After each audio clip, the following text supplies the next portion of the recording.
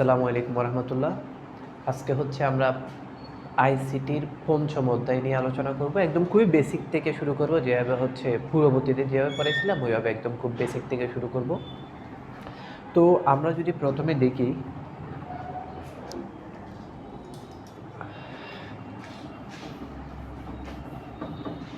আইসিটির পঞ্চম অধ্যায়, যেটার নাম হচ্ছে প্রোগ্রাম ডিজাইন।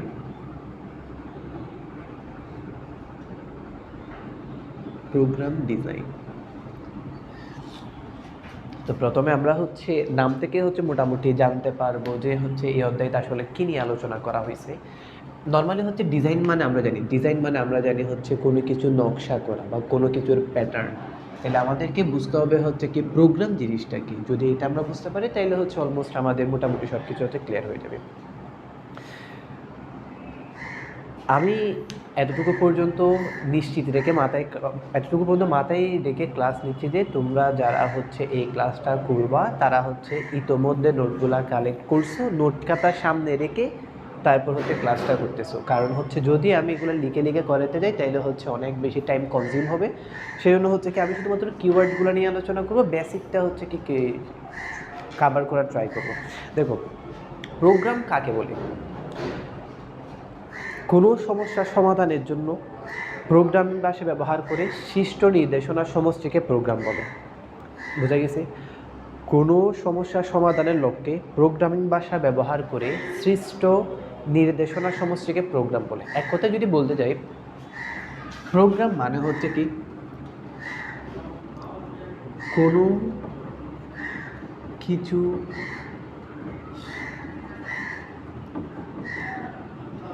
নির্দেশনা দেওয়ার সমষ্টি। প্রোগ্রাম মানে হচ্ছে এটা, আমি যে কিছু একটা ইনস্ট্রাকশন দিব, এই ইনস্ট্রাকশনগুলোর সমষ্টিকে বলা হচ্ছে প্রোগ্রাম। এমন কথা হচ্ছে এটা কেন প্রয়োজন। এক্সাম্পল স্বরূপ ধরো, আমি যেই রুমে আছি, ধরো এই রুমে হচ্ছে রুম বাদ দিই, ধরো হচ্ছে কি কেউ একজন চা বানাবে, আমি জাস্ট বলে দিলাম আমার থেকে চা খাইতে হবে, চা বানাই নিয়ে আসো। তাহলে আমি যদি কোনো একজন মানুষকে বলি তাহলে হচ্ছে সে জানে কী করতে হবে। সে জানবে হচ্ছে কি সে যদি বসা থাকে এখান থেকে বসা থেকে উঠতে হবে, তাতে কিচেন রুমে যাইতে হবে, চা বানানোর জন্য যা যা দরকার প্রথমে একটা হচ্ছে পট নিতে হবে, এরপর হচ্ছে যা যা দরকার অর্থাৎ হচ্ছে চা পাতা চিনি যা যা দরকার সব কিছু নিয়ে সে হচ্ছে বানায় আনতে পারবে। এটা হচ্ছে আমাদেরকে হচ্ছে সৃষ্টিকর্তা অটোমেটিক্যালি হচ্ছে আমাদের মাথায় এটা ইনপুট করে দিছে। বাট কোনো একটা কম্পিউটার, এটা তো আর সৃষ্টিকর্তা কর্তৃক প্রদত্ত না, এটা হচ্ছে আর্টিফিশিয়াল, আমরা তৈরি করছি। এখন কোনো একটা রোবটের মাধ্যমে যখন আমি এই কাজটা করব, তাহলে সে তো আদৌ জানে না কীভাবে চা বানাইতে হয়। প্রত্যেকটা জিনিস আমাকে তাকে তখন বলে দিতে হবে। আমার থেকে প্রথমে বলতে হবে যে তুমি আগে দাঁড়াও, কিচেন রুমে যাও, প্রথমে পট নাও, ওইখানে পানি নাও, পানিগুলোকে আবার গরম করো, দেন ওইখানে হচ্ছে চা পাতা দাও, চিনি দাও, দুধ দাও, সব কিছু বলতে হবে, দেন হচ্ছে মিক্স করে আমাকে দাও। তাহলে দেখো প্রত্যেকটা নির্দেশনা দিচ্ছি না আমি, অর্থাৎ চা বানানোর জন্য কী কী করা প্রয়োজন প্রত্যেকটা জিনিস আমি ওকে স্টেপ বাই স্টেপ বলে দিচ্ছি, তুমি এটা করো, এটা করো, এটা করো। এই যে যেই স্টেপগুলো বলে দিচ্ছি ওই স্টেপগুলোর একটা সমষ্টিকে হচ্ছে কি আমরা প্রোগ্রাম বলতেছি। তাহলে আশা করি ক্লিয়ার প্রোগ্রাম জিনিসটা কি। প্রোগ্রাম হচ্ছে সাধারণত আমরা কম্পিউটার ব্যবহার করি কেন? কোনো একটা সমস্যা সমাধান করার জন্য। ওই যে বললাম কোনো একটা সমস্যা সমাধান করবো, ঠিক আছে, কে করবে? কম্পিউটার করবে, বা কোনো একটা রোবট করবে, বা কোনো একটা ডিজিটাল ডিভাইস করবে। এখন সে জানে না কীভাবে করতে হয়, আমাকে বলে দিতে হবে। যেই জিনিসগুলোই আমি বলে দিচ্ছি ওই জিনিসগুলোই হচ্ছে প্রোগ্রাম। বুঝে গেছে? আর এই যেই ভাষার মাধ্যমে আমি কোনো একটা যন্ত্রকে, কোনো একটা রোবটকে, কোনো একটা কম্পিউটারকে, কোনো একটা ডিজিটাল ডিভাইসকে দিক নির্দেশনা দিচ্ছি, ওই ভাষাটাকে বলা হচ্ছে প্রোগ্রামিং ল্যাঙ্গুয়েজ। এগুলো তোমাদের নোট খাতে আছে, তোমরা হচ্ছে পারবা। এখন আমাদের কয়েকটা বেসিক জিনিস সেটা হয়তো জানার জন্য ভালো, যদিও বা এমসিকিউতে আসতেও পারে, না আসার সম্ভাবনাও আছে। সেটা হচ্ছে প্রোগ্রাম আসছে, কম্পিউটার আসছে ভিতরে। যদি কম্পিউটার না আসে তাহলে হচ্ছে প্রোগ্রাম আসছে না। তাহলে কম্পিউটারের জনককে আমরা জানি, আধুনিক কম্পিউটারের জনক হচ্ছে কি চার্লস ব্যাবেজ। আর প্রোগ্রামিং ভাষার জনক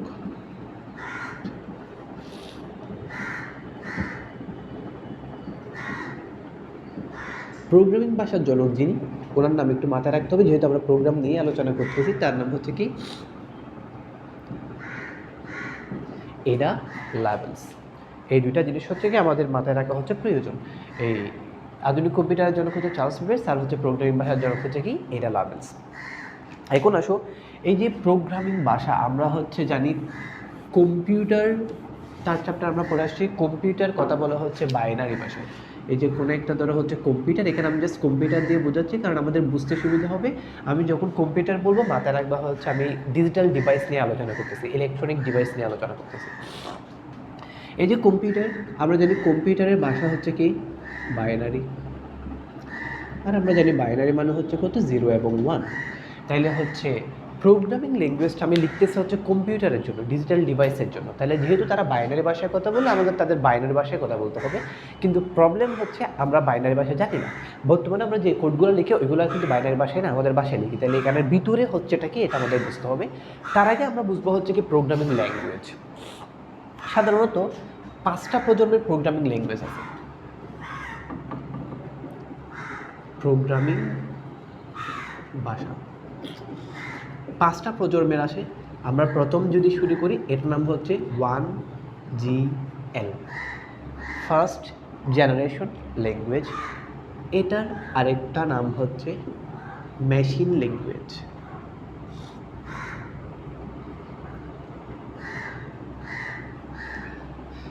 1GL মানে হচ্ছে ফার্স্ট জেনারেশন ল্যাঙ্গুয়েজ, একদম প্রথম প্রজন্মের ভাষা। এটার আরেকটা নাম হচ্ছে মেশিন ল্যাঙ্গুয়েজ। দেখো, কম্পিউটার বোঝা হচ্ছে বাইনারি ভাষা। যেহেতু আমি নতুন একটা কম্পিউটারের হচ্ছে প্রোগ্রাম তৈরি করতেছি, তাহলে আমি আমার ভাষায় কথা বলতে বুঝবে না। তাহলে প্রথমের দিকে যেই প্রোগ্রামিং ল্যাঙ্গুয়েজটা আবিষ্কার করা হয়েছে এটা লেখা হতো হচ্ছে বাইনারি ভাষায়।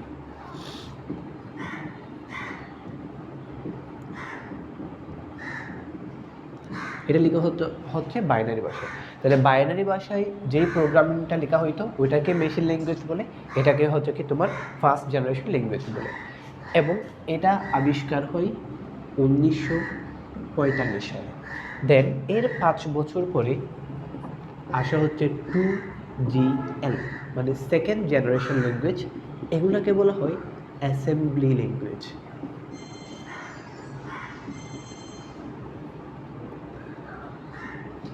অ্যাসেম্বলি ল্যাঙ্গুয়েজ বা হচ্ছে অ্যাসেম্বলি ভাষা।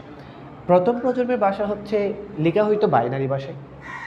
দ্বিতীয় প্রজন্মের ভাষা, যেটাকে আমরা আরেকটা নাম আছে হচ্ছে কি অ্যাসেম্বলি ল্যাঙ্গুয়েজ, এটা লেখা হইতো বিভিন্ন সাংকেতিক বা নেমোনিক ব্যবহার করে। এখন কথা হচ্ছে সাংকেতিক বা নেমোনিক জিনিসগুলা কি, দেখো এই যে ধরো এখানে হচ্ছে কি আমি লিখলাম শুধুমাত্র হচ্ছে কি অ্যাডিডি। তাহলে অ্যাডিডি যখন লিখবো কম্পিউটার বুঝতে হচ্ছে অ্যাডিডি মানে হচ্ছে আমি এডিশন বোঝাইছি যেটার মাধ্যমে যোগ করতে হবে। আমি ধরো লিখলাম হচ্ছে এসইউবি, তাহলে সে বুঝবে এসইউবি মানে সাবট্রাক্ট, মানে হচ্ছে আমাকে কি করতে বলতেছে, এখানে গুণ করতে বলতেছে। ধরো আমি লিখলাম হচ্ছে সিএলআর, তাহলে সে বুঝে নেবে এখানে ক্লিয়ার, আমাকে ক্লিয়ার করতে বলতেছে। তাহলে দেখো এই যে বিভিন্ন এগুলো হচ্ছে সংকেত, এই ধরনের সংকেত দিয়ে যেই প্রোগ্রামিং ভাষাটা লেখা হইতো এটাকে বলা হচ্ছে অ্যাসেম্বলি ল্যাঙ্গুয়েজ। এবং এটার আবিষ্কার করা হয় 1950 সালে। আমরা জানি হচ্ছে কি আমাদের হচ্ছে 5টা টাইপসের হচ্ছে প্রোগ্রামিং ল্যাঙ্গুয়েজ আছে।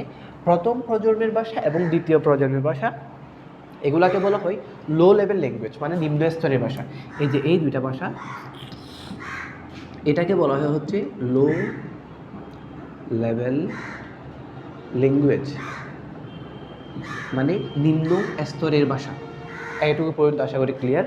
আমাদের হচ্ছে 5টা প্রজন্মের হচ্ছে প্রোগ্রামিং ভাষা আছে, তার মধ্যে থেকে আমরা হচ্ছে 2টা প্রজন্ম নিয়ে আলোচনা করছি। শুরু হয় প্রোগ্রামিং ভাষা 1945 সাল থেকে। 1945 সালে প্রথম জেনারেশন ল্যাঙ্গুয়েজটা আবিষ্কার হয়, যেটার আরেকটা নাম হচ্ছে মেশিন ল্যাঙ্গুয়েজ। এটার মেশিন ল্যাঙ্গুয়েজ হওয়ার কারণ হচ্ছে কি এটা লেখা হয় হচ্ছে বাইনারি ভাষায়। এরপর হচ্ছে 2GL মানে হচ্ছে সেকেন্ড জেনারেশন ল্যাঙ্গুয়েজ, যেটা আরেকটা নাম হচ্ছে অ্যাসেম্বলি ল্যাঙ্গুয়েজ। এটা আবিষ্কার হয়েছে 1950 সালে এবং এটা লেখা হয় বিভিন্ন সাংকেতিক বা নেমোনিক ব্যবহার করে। কারণ কত হচ্ছে সাংকেতিক বা নেমোনিক জিনিসগুলো কি, এই যে কয়েকটা আছে, অথবা তোমরা যদি বইয়ে দেখো বা নোটখানে দেখো আরও কয়েকটা দেখবা, এগুলাই হচ্ছে সাংকেতিক বা নেমোনিক। কিছু হচ্ছে সংকেত যেগুলোর মাধ্যমে হচ্ছে কম্পিউটারকে আমি কমান্ড করব। যেমন অ্যাডিডি লিখলে কম্পিউটার বুঝবে অ্যাডিশন মানে যোগ করো, এসইউবি লিখলে সাবট্রাক্ট বোঝাবে, সিএলআর লিখলে ক্লিয়ার বোঝাবে। তো এগুলাকে বলা হচ্ছে কি এই তোমার সাংকেতিক বা হচ্ছে নেমোনিক। তাহলে 2টা প্রজন্ম, আর এগুলোর হচ্ছে কিছু সুবিধা এবং অসুবিধা দেওয়া থাকবে, মেবি হ্যাঁ দেওয়া আছে। ওই জিনিসগুলো হচ্ছে পূর্বা খ নাম্বারের জন্য দরকার, দুইটা করে মুখস্থ করলে হয়ে যাবে। আচ্ছা, আর এই যে প্রথম প্রজন্মের ভাষা এবং দ্বিতীয় প্রজন্মের ভাষাকে বলা হচ্ছে কি লো লেভেল ল্যাঙ্গুয়েজ।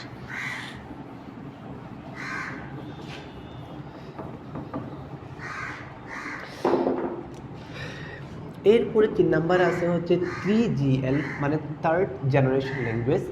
এটার আরেকটা নাম হচ্ছে কি হাই লেভেল ল্যাঙ্গুয়েজ,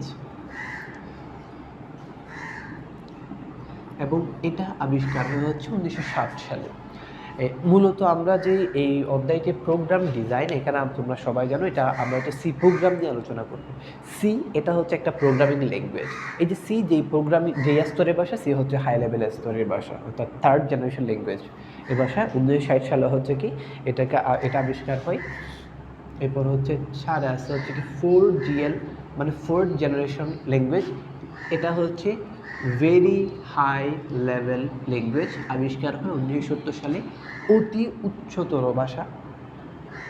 এরপর হচ্ছে কি 5 নাম্বারে আছে হচ্ছে 5GL, ফিফথ জেনারেশন ল্যাঙ্গুয়েজ, যেটাকে হচ্ছে সাধারণত হচ্ছে কি অনেক সময় NL বলা হয় বা ন্যাচারাল ল্যাঙ্গুয়েজ বলা হয়, এবং এটার আবিষ্কার হচ্ছে কত 1980 সালে। এবং এই তিনটা ভাষাকে একসাথে বলা হয় হাই লেভেল ল্যাঙ্গুয়েজ।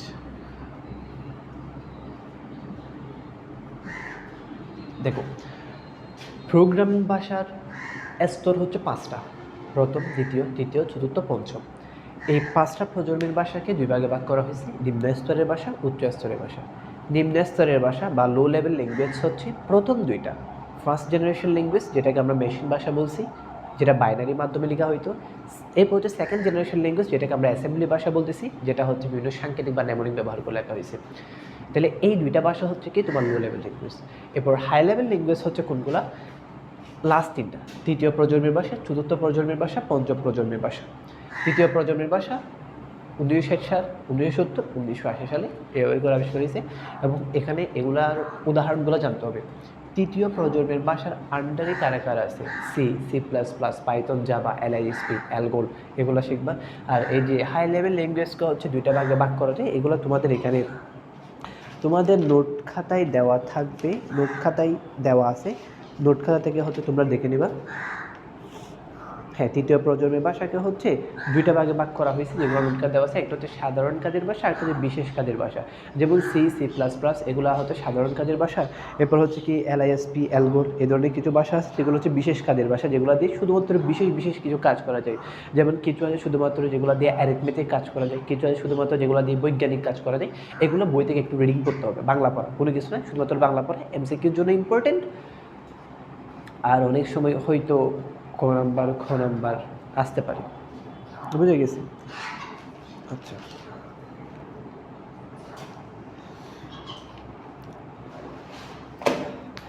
আচ্ছা, তাহলে এটুকু পর্যন্ত আশা করি আমাদের ক্লিয়ার হয়েছে। এখন আসো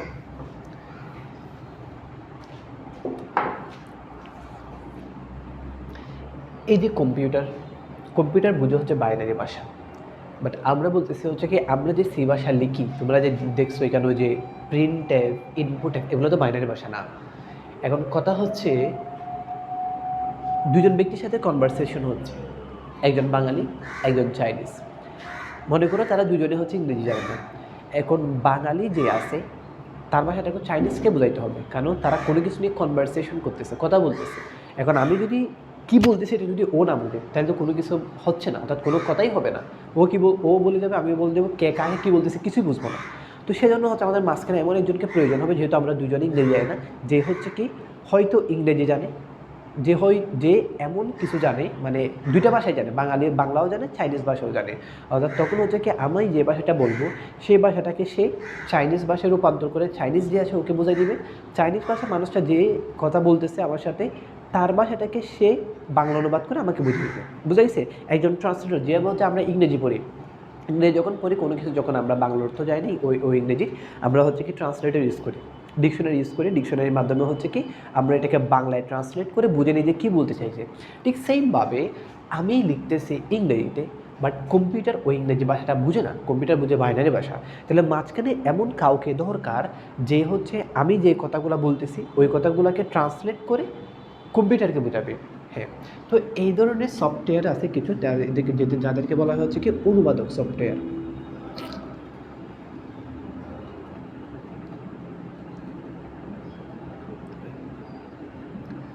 অনুবাদক সফটওয়্যার বা হচ্ছে ট্রান্সলেটর সফটওয়্যার। এটা পূর্বা খ নাম্বার জন্য হচ্ছে ইম্পর্টেন্ট। অনুবাদক সফটওয়্যার মানে হচ্ছে কি, উৎস প্রোগ্রামকে বস্তু প্রোগ্রামে রূপান্তর করার জন্য যে সফটওয়্যার ব্যবহার করা হয় তাকে অনুবাদক সফটওয়্যার বলে। আর হচ্ছে যারা ক্লাসটা করতেছে অবশ্যই নোট খাতা নিয়ে বসবা, কারণ হচ্ছে সংজ্ঞাগুলো লিখে দিলে আমাদের হচ্ছে টাইম অনেক বেশি কনজিউম হবে, যার কারণে হচ্ছে সংজ্ঞাগুলো আমি জাস্ট মুখে বলবো, কিওয়ার্ডগুলো লিখে দেবো যেগুলো লিখে দেওয়া প্রয়োজন। দেখো, উৎস প্রোগ্রামকে বস্তু প্রোগ্রামে রূপান্তর করার জন্য যে সফটওয়্যার ব্যবহার করা হয় তাকে হচ্ছে অনুবাদক প্রোগ্রাম সফটওয়্যার হচ্ছে বলে। এখন কথা হচ্ছে উৎস প্রোগ্রামকে বস্তু প্রোগ্রাম, কথা হচ্ছে উৎস প্রোগ্রাম কি, বস্তু প্রোগ্রাম হচ্ছে কি।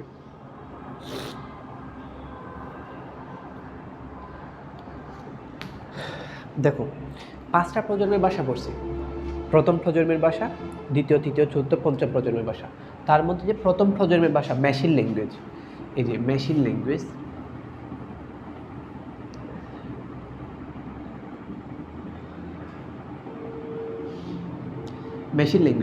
প্রথম প্রজন্মের ভাষার মাধ্যমে মেশিন ল্যাঙ্গুয়েজের মাধ্যমে যদি কোনো একটা প্রোগ্রাম লিখি, ওইটার নাম হবে অবজেক্ট প্রোগ্রাম।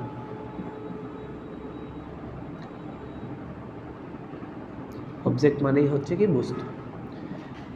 মেশিন ল্যাঙ্গুয়েজ বাদ দিয়ে অন্য যেগুলো আছে, দ্বিতীয় প্রজন্ম থেকে শুরু করে পঞ্চম প্রজন্মের ল্যাঙ্গুয়েজ পর্যন্ত, এগুলা দিয়ে যদি আমি কোনো প্রোগ্রাম লিখি, এটার নাম হবে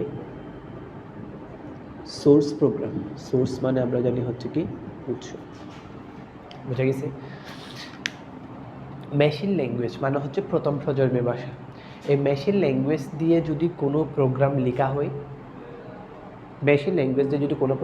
হয়, ওইটাকে বলা হবে অবজেক্ট প্রোগ্রাম। মেশিন ল্যাঙ্গুয়েজ বাদ দিয়ে অন্য যে প্রোগ্রামিং ল্যাঙ্গুয়েজ আছে 2nd থেকে 5th পর্যন্ত, এগুলা দ্বারা যদি আমি কোনো প্রোগ্রাম লিখি, এটা হচ্ছে সোর্স প্রোগ্রাম। আমরা জানছি মেশিন ল্যাঙ্গুয়েজ কোন ভাষায় লেখা হয়, বাইনারি ভাষায় লেখা হয়। তাইলে অনুবাদক সফটওয়্যারের কাজ কী হবে, এই যে সোর্স প্রোগ্রাম, উৎস প্রোগ্রাম, এগুলো তো আর বাইনারি ভাষায় লেখা হয় না।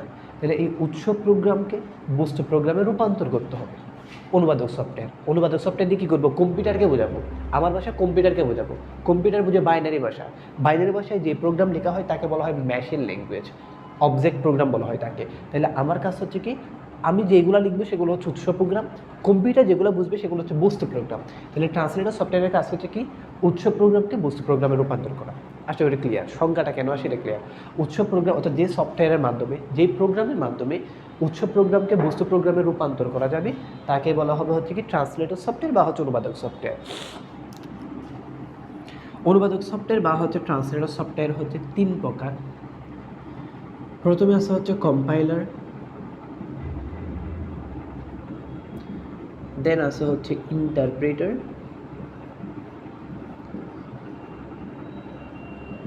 তারপর আছে হচ্ছে কি অ্যাসেম্বলার।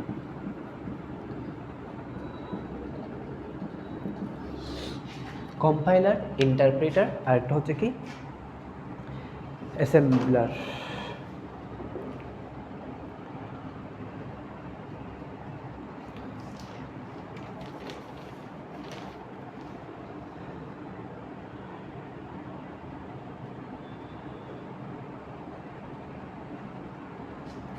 দেখো, কম্পাইলার, ইন্টারপ্রেটার এবং আরেকটা হচ্ছে কি আছে অ্যাসেম্বলার। কম্পাইলার এবং ইন্টারপ্রেটার প্রত্যেকের কাজে হচ্ছে অনুবাদ করা। কম্পাইলার এবং ইন্টারপ্রেটার, এই যে এই দুইজন, এরা হচ্ছে অনুবাদ করবে উচ্চ স্তরের ভাষাকে, মানে 3rd, 4th, 5th উচ্চ স্তরের ভাষা। তাহলে উচ্চ স্তরের ভাষার জন্য অনুবাদক সফটওয়্যার পাই গেছে কম্পাইলার আর ইন্টারপ্রেটার, মানে 3rd, 4th, 5th হচ্ছে কি ওরা করবে। অনুবাদক সফটওয়্যার 3 প্রকার, কম্পাইলার, ইন্টারপ্রেটার এবং আরেকটা হচ্ছে কি অ্যাসেম্বলার। 3 জনের কাজই হচ্ছে সেম, অনুবাদ করা। তাহলে কম্পাইলার এবং ইন্টারপ্রেটার এগুলো হচ্ছে উচ্চ স্তরের ভাষাকে হচ্ছে কি করবে, অনুবাদ করবে। তাহলে উচ্চ স্তরের ভাষা মানে কি আমরা তো জানি 3rd, 4th, 5th ল্যাঙ্গুয়েজ। এখন তাহলে বাকি থেকে যাচ্ছে হচ্ছে কি 2nd জেনারেশন ল্যাঙ্গুয়েজ। তাহলে অ্যাসেম্বলার হচ্ছে কি করবে, 2nd জেনারেশন ল্যাঙ্গুয়েজ মানে হচ্ছে কি 2nd জেনারেশন ল্যাঙ্গুয়েজ মানে হচ্ছে অ্যাসেম্বলি ভাষাকে যে ট্রান্সলেটর সফটওয়্যার অনুবাদ করবে তাকে অ্যাসেম্বলার বলে। উচ্চ স্তরের ভাষাসমূহকে যারা অনুবাদ করবে তারা হচ্ছে কম্পাইলার এবং ইন্টারপ্রেটার। এখন কথা হচ্ছে এখানে দুইটা অনুবাদক সফটওয়্যার কেন? অবশ্যই তাদের মাঝে কোনো একটা ডিফারেন্স আছে এবং তাদের মধ্যে যে পার্থক্য বা ডিফারেন্স এটা হচ্ছে ইম্পর্টেন্ট। খ নাম্বারের প্রশ্নের জন্য অনেকবার আসছে, আসার সম্ভাবনা অনেক। এইচএসসিতেও আসতে পারে, তোমাদের টেস্টও আসতে পারে খ নাম্বারের জন্য। দেখো, কম্পাইলার আর ইন্টারপ্রেটার তারা হচ্ছে দুজনেই হচ্ছে অনুবাদক সফটওয়্যার। আমি জাস্ট বেসিক পার্থক্য যেটা ওইটা বলতেছি, সেটা হচ্ছে কি, দেখো কম্পাইলার এবং ইন্টারপ্রেটার এরা হচ্ছে কী করবে, প্রোগ্রামকে অনুবাদ করিয়ে কম্পিউটারকে বোঝাবে। কম্পাইলার আর ইন্টারপ্রেটারের মধ্যে পার্থক্যটা হচ্ছে কি, দেখো ধরো এটা একটা হচ্ছে পুরাটা হচ্ছে প্রোগ্রাম,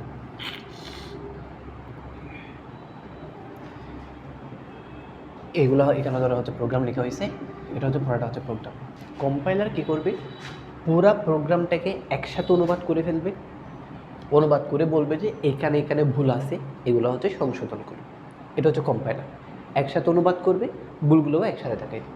বাট ইন্টারপ্রেটার হচ্ছে কি, সে হচ্ছে লাইন বাই লাইন অনুবাদ করে। সে ধরো এই লাইন পর্যন্ত এটুকু পর্যন্ত অনুবাদ করছে, তো দেখা যাচ্ছে হচ্ছে কি এখানে একটা ভুল আছে, তার মানে সে আর পরেরগুলো হচ্ছে অনুবাদ করবে না, ট্রান্সলেট করবে না। সে তোমাকে বলবে হচ্ছে কি, প্রথমে এখানে একটা যেটা ভুল আছে ওইটা হচ্ছে সলভ করো, দেন আমাকে দাও, আমি তারপর আবার অনুবাদ করবো।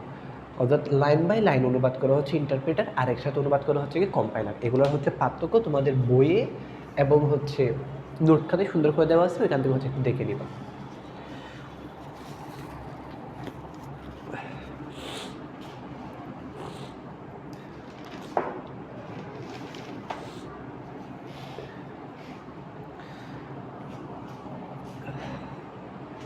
তাহলে আশা করি আমাদের অনুবাদক সফটওয়্যার ক্লিয়ার। অনুবাদক সফটওয়্যার মানে হচ্ছে কি, যেই সফটওয়্যারের সাহায্যে বস্তু প্রোগ্রামকে বস্তু প্রোগ্রামে রূপান্তর করে। উৎস প্রোগ্রাম মানে হচ্ছে কি, সেকেন্ড জেনারেশন থেকে ফিফথ জেনারেশন পর্যন্ত এই ভাষাগুলো ব্যবহার করে যদি কোনো প্রোগ্রাম লিখি, তাহলে ওইটার নাম হচ্ছে কি উৎস প্রোগ্রাম। মেশিন ভাষায় যদি কোনো কিছু লিখি, তাহলে ওইটা হচ্ছে অবজেক্ট প্রোগ্রাম বা বস্তু প্রোগ্রাম। তাহলে এই যে উৎস প্রোগ্রামকে বস্তু প্রোগ্রামে রূপান্তর করার কাজ যে করবে, তার নাম হচ্ছে অনুবাদক সফটওয়্যার। অনুবাদক সফটওয়্যার হচ্ছে তিনটা টাইপসের হয়, কম্পাইলার, ইন্টারপ্রেটার এবং আরেকটা হচ্ছে অ্যাসেম্বলার। কম্পাইলার আর ইন্টারপ্রেটার হচ্ছে হাই লেভেল ল্যাঙ্গুয়েজ বা উচ্চতর স্তরের ভাষাগুলোকে অনুবাদ করবে। অ্যাসেম্বলার হচ্ছে সেকেন্ড জেনারেশন ল্যাঙ্গুয়েজ বা অ্যাসেম্বলি ভাষাকে হচ্ছে কি অনুবাদ করবে। এখন এরা দুজন কেন? কারণ হচ্ছে কম্পাইলার এবং ইন্টারপ্রেটার এদের অনুবাদের ক্ষেত্রে ওদের স্ট্রাকচারটা ভিন্ন, অর্থাৎ তাদের কাজের ধরনটা ভিন্ন, তারা হচ্ছে কীভাবে কাজটা করে। কম্পাইলার যখন হচ্ছে অনুবাদ করবে তখন হচ্ছে পুরো প্রোগ্রামটাকে একসাথে অনুবাদ করবে, আর ইন্টারপ্রেটার হচ্ছে কি লাইন বাই লাইন অনুবাদ করবে। এবং এগুলোর সুবিধা অসুবিধা বা হচ্ছে এই দুইটার মধ্যে পার্থক্য যেটা, এগুলো হচ্ছে পূর্বা তোমরা।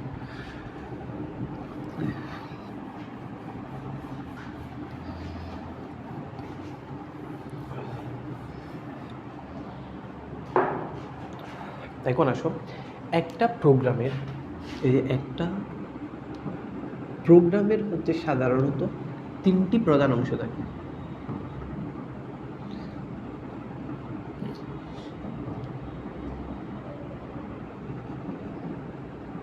এবং এগুলা হচ্ছে কি, এক নম্বরে থাকবে হচ্ছে ইনপুট,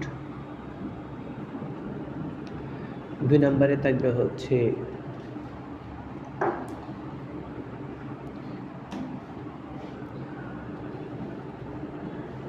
প্রসেস, তিন নম্বরে থাকবে হচ্ছে আউটপুট। ইনপুট, প্রসেস, আউটপুট, এই জিনিসগুলো হচ্ছে কি, ইনপুট মানে হচ্ছে যেটা আমি কম্পিউটারকে দেব। ধরো আমি কোনো একটা সমস্যার সমাধান করব, তাহলে সমস্যাটা তো আমাকে দিতে হবে কম্পিউটারকে সমাধান করার জন্য। এই যে আমি যে সমস্যাটা দিচ্ছি এটা হচ্ছে ইনপুট, আমি যেটা দিচ্ছি।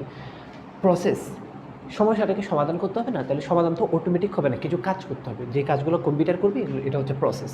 দেন হচ্ছে আউটপুট, আমার থেকে কী দরকার, সমস্যাটার সমাধান দরকার। তাহলে এই যে সমাধানটা বের করার পর কম্পিউটার তো নিজের মধ্যে রেখে দিলে হবে না, আমাকে দিতে হবে। এই যে সে যখন আমাকে সমস্যার সমাধানটা দিবে তখন এটা হচ্ছে আউটপুট। সেটা হচ্ছে, দেখো এই পঞ্চম অধ্যায়ের হচ্ছে মেইন পার্ট হচ্ছে তিনটা, অ্যালগরিদম, ফ্লোচার্ট এবং আরেকটা হচ্ছে প্রোগ্রাম। তিনটা পার্টেরই মেইন পার্টই তিনটা। প্রত্যেকটা পার্টে অ্যালগরিদম হোক, ফ্লোচার্ট হোক, প্রোগ্রাম হোক, প্রত্যেকটাতে হচ্ছে প্রথমে ইনপুট দিতে হবে, ওই ইনপুট অনুযায়ী প্রসেস হবে, তারপর হচ্ছে আমাকে আউটপুট দেবে। বুঝে গেছে? তো এখন আমাদের প্রোগ্রামের প্রধান অংশ হচ্ছে তিনটা, ইনপুট, প্রসেস, দেন একটা হচ্ছে কি আউটপুট। এখানে হচ্ছে কিছু পড়া হচ্ছে আমি স্কিপ করতেছি, এগুলো অবশ্যই তোমরা নোট খাতা থেকে পড়বা, কারণ হচ্ছে এমসিকিউর জন্য ইম্পর্টেন্ট বেশি। এখন দেখো প্রোগ্রাম থিওরির ধাপসমূহ, এগুলাও জাস্ট আমি এখান থেকে বলে দিচ্ছি, তোমরা নোট কার্ড থেকে দেখে নিবা। 1 নম্বর হচ্ছে সমস্যা বিশ্লেষণ। আমরা জানি কম্পিউটার ব্যবহার করেই হচ্ছে আমরা সমস্যার সমাধানের জন্য, তাহলে আমার সমস্যাটা কি আসলে ওইটাকে অ্যানালাইসিস করতে হবে। 2 নম্বর হচ্ছে প্রোগ্রাম ডিজাইন, ওই সমস্যার উপর বেস করে আমার প্রোগ্রামটা কোন ধরনের প্রোগ্রাম হবে এটাকে ডিজাইন করতে হবে। 3 নম্বর হচ্ছে প্রোগ্রামের ডেভেলপমেন্ট, মানে ডিজাইন তো করে ফেলছে নকশা, এখন এটাকে কোড করতে হবে, কোডটা লিখতে হবে। 4 নম্বর হচ্ছে প্রোগ্রামটাকে বাস্তবায়ন করতে হবে, এবং এখানে হচ্ছে কি দেখো প্রোগ্রামের বাস্তবায়ন যখন করব, যখন আমি কোডটা লিখব, প্রত্যেকটা কোড লেখার সময় হচ্ছে ভুল হয়, এবং প্রোগ্রামের ভুলকে বলা হয় হচ্ছে বাগ। এটা মাথায় রাখবা, ব আকার গ, এটা মানে হচ্ছে ভুল। কিসের ভুল? প্রোগ্রামের ভুল। প্রোগ্রাম লেখার সময় যদি কোনো ভুল হয় এটাকে বাগ বলি। এবং আরেকটা শব্দ দেখবা, সেটা হচ্ছে ডিবাগিং। এই যে ভুলটা হয়েছে এটাকে সংশোধন করতে হবে না, সংশোধন আকার হবে এখানে একটা সংশোধন। কি সংশোধন করব? ভুল সংশোধন করব। কার ভুল সংশোধন করব? প্রোগ্রামের ভুল সংশোধন করব।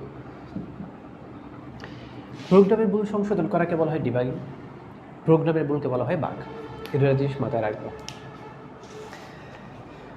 দেন হচ্ছে কি প্রোগ্রামের রক্ষণাবেক্ষণ, অর্থাৎ মেনটেনেন্স যে জিনিসটা আছে এটা। আর এখন আসো, বাগ তো পড়াইলাম, কয়েক ধরনের বাগ আছে। প্রোগ্রামের ভুলকে কিন্তু বাগ বলা হয়। তো এখন ভাগ হচ্ছে সাধারণত 3টা টাইপসের হইতে পারে। একটা হচ্ছে সিনট্যাক্স বাগ বা সিনট্যাক্স ভুল। 2 নাম্বার হইতে পারে লজিকের ভুল। 3 নাম্বার হইতে পারে রান টাইম বা এক্সিকিউশন টাইমের।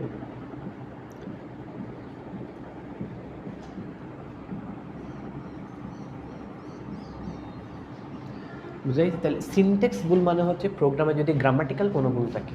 গ্রামাটিক্যাল ভুল মানে কি হইতে পারে, দেখো তুমি HTML পড়ে আসছো, HTML যারা আমার ক্লাস করছো, আমি বলছিলাম হচ্ছে এখানে HTML হচ্ছে কেস সেনসিটিভ ল্যাঙ্গুয়েজ না, মানে HTML এ ধরো হচ্ছে কি আমরা ট্যাগের মাধ্যমে লিখতাম, তো ধরো তুমি ট্যাগের মধ্যে HTML স্মল লেটারে লিখলেও কোনো প্রবলেম ছিল না, তুমি আবার যদি ক্যাপিটাল লেটারে লিখো ওইটাও কোনো প্রবলেম ছিল না, বা স্মল ক্যাপিটাল যদি মিলাই লেখো তবুও কোনো প্রবলেম নাই, বাট স্ট্যান্ডার্ড না, তাহলে এখানে কোনো প্রবলেম না। বাট সি প্রোগ্রামিংয়ের ক্ষেত্রে এগুলো ম্যাটার করে। সি প্রোগ্রামিং হচ্ছে একটা কেস সেনসিটিভ ল্যাঙ্গুয়েজ, মানে হচ্ছে এখানে যেটাকে যেভাবে লেখার কথা ওইভাবে লিখতে হবে।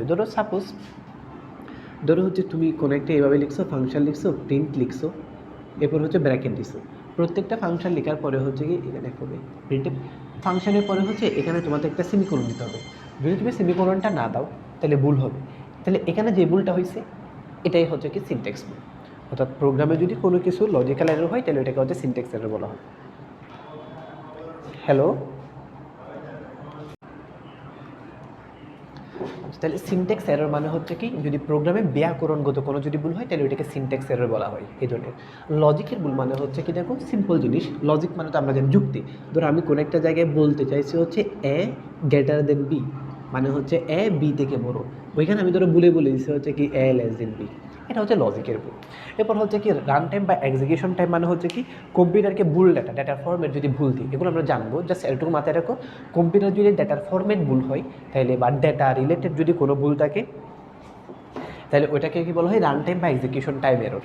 বুঝা গেছে? তাহলে প্রোগ্রামের ভুলকে বলা হয় বাগ। 3 ধরনের বাগ নিয়ে আমরা জানছি, সিনট্যাক্স, লজিক, আর একটা হচ্ছে কি রান টাইম বা এক্সিকিউশন টাইম। সিনট্যাক্স ভুল মানে হচ্ছে কি যদি ব্যাকরণগত কোনো ভুল হয় তাহলে সেটা সিনট্যাক্স, লজিকের কোনো ভুল হইলে লজিক্যাল, আর যদি কোনো ডেটা ফরম্যাট বা ডেটা যদি জানা না থাকে তখন যে ভুলগুলো হয় তখন সেটা হচ্ছে রান টাইম বা হচ্ছে এক্সিকিউশন টাইম এরর।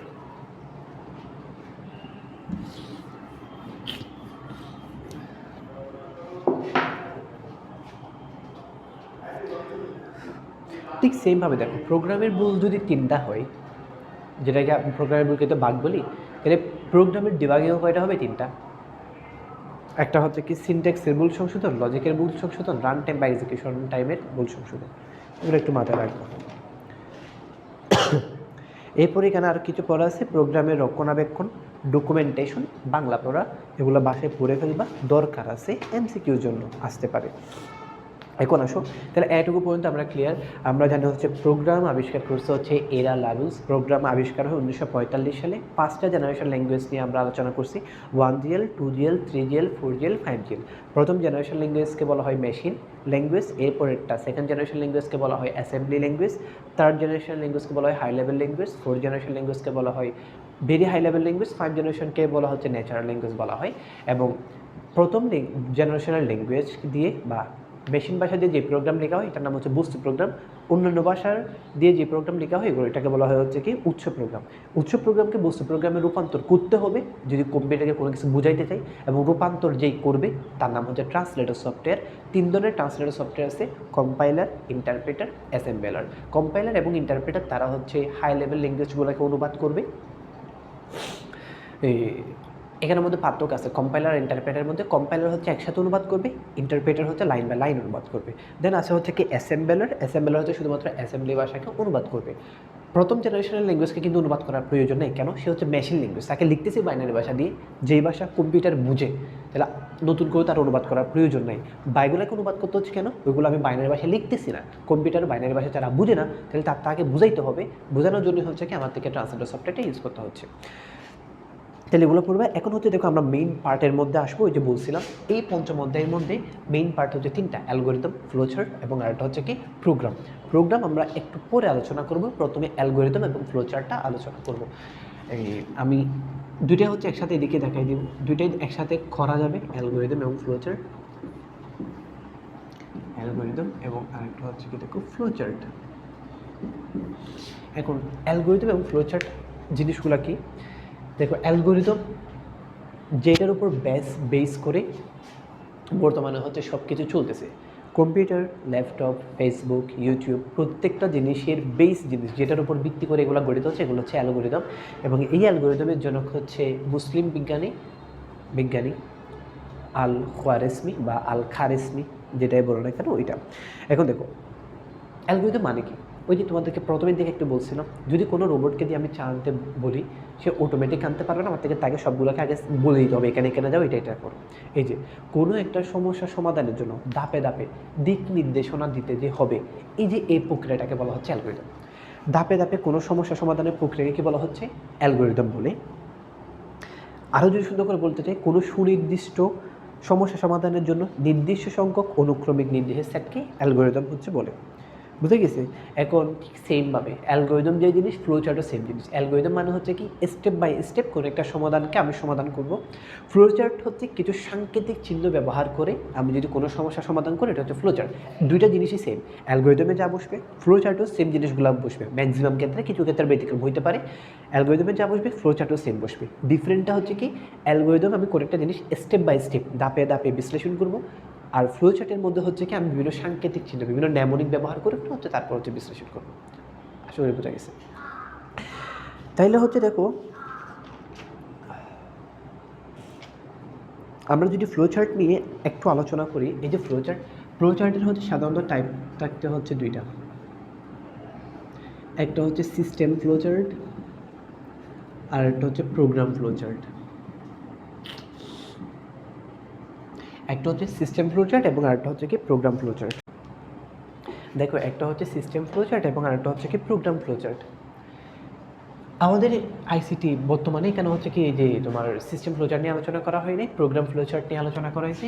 প্রোগ্রাম ফ্লোচার্টের কয়েকটা টাইপস আছে।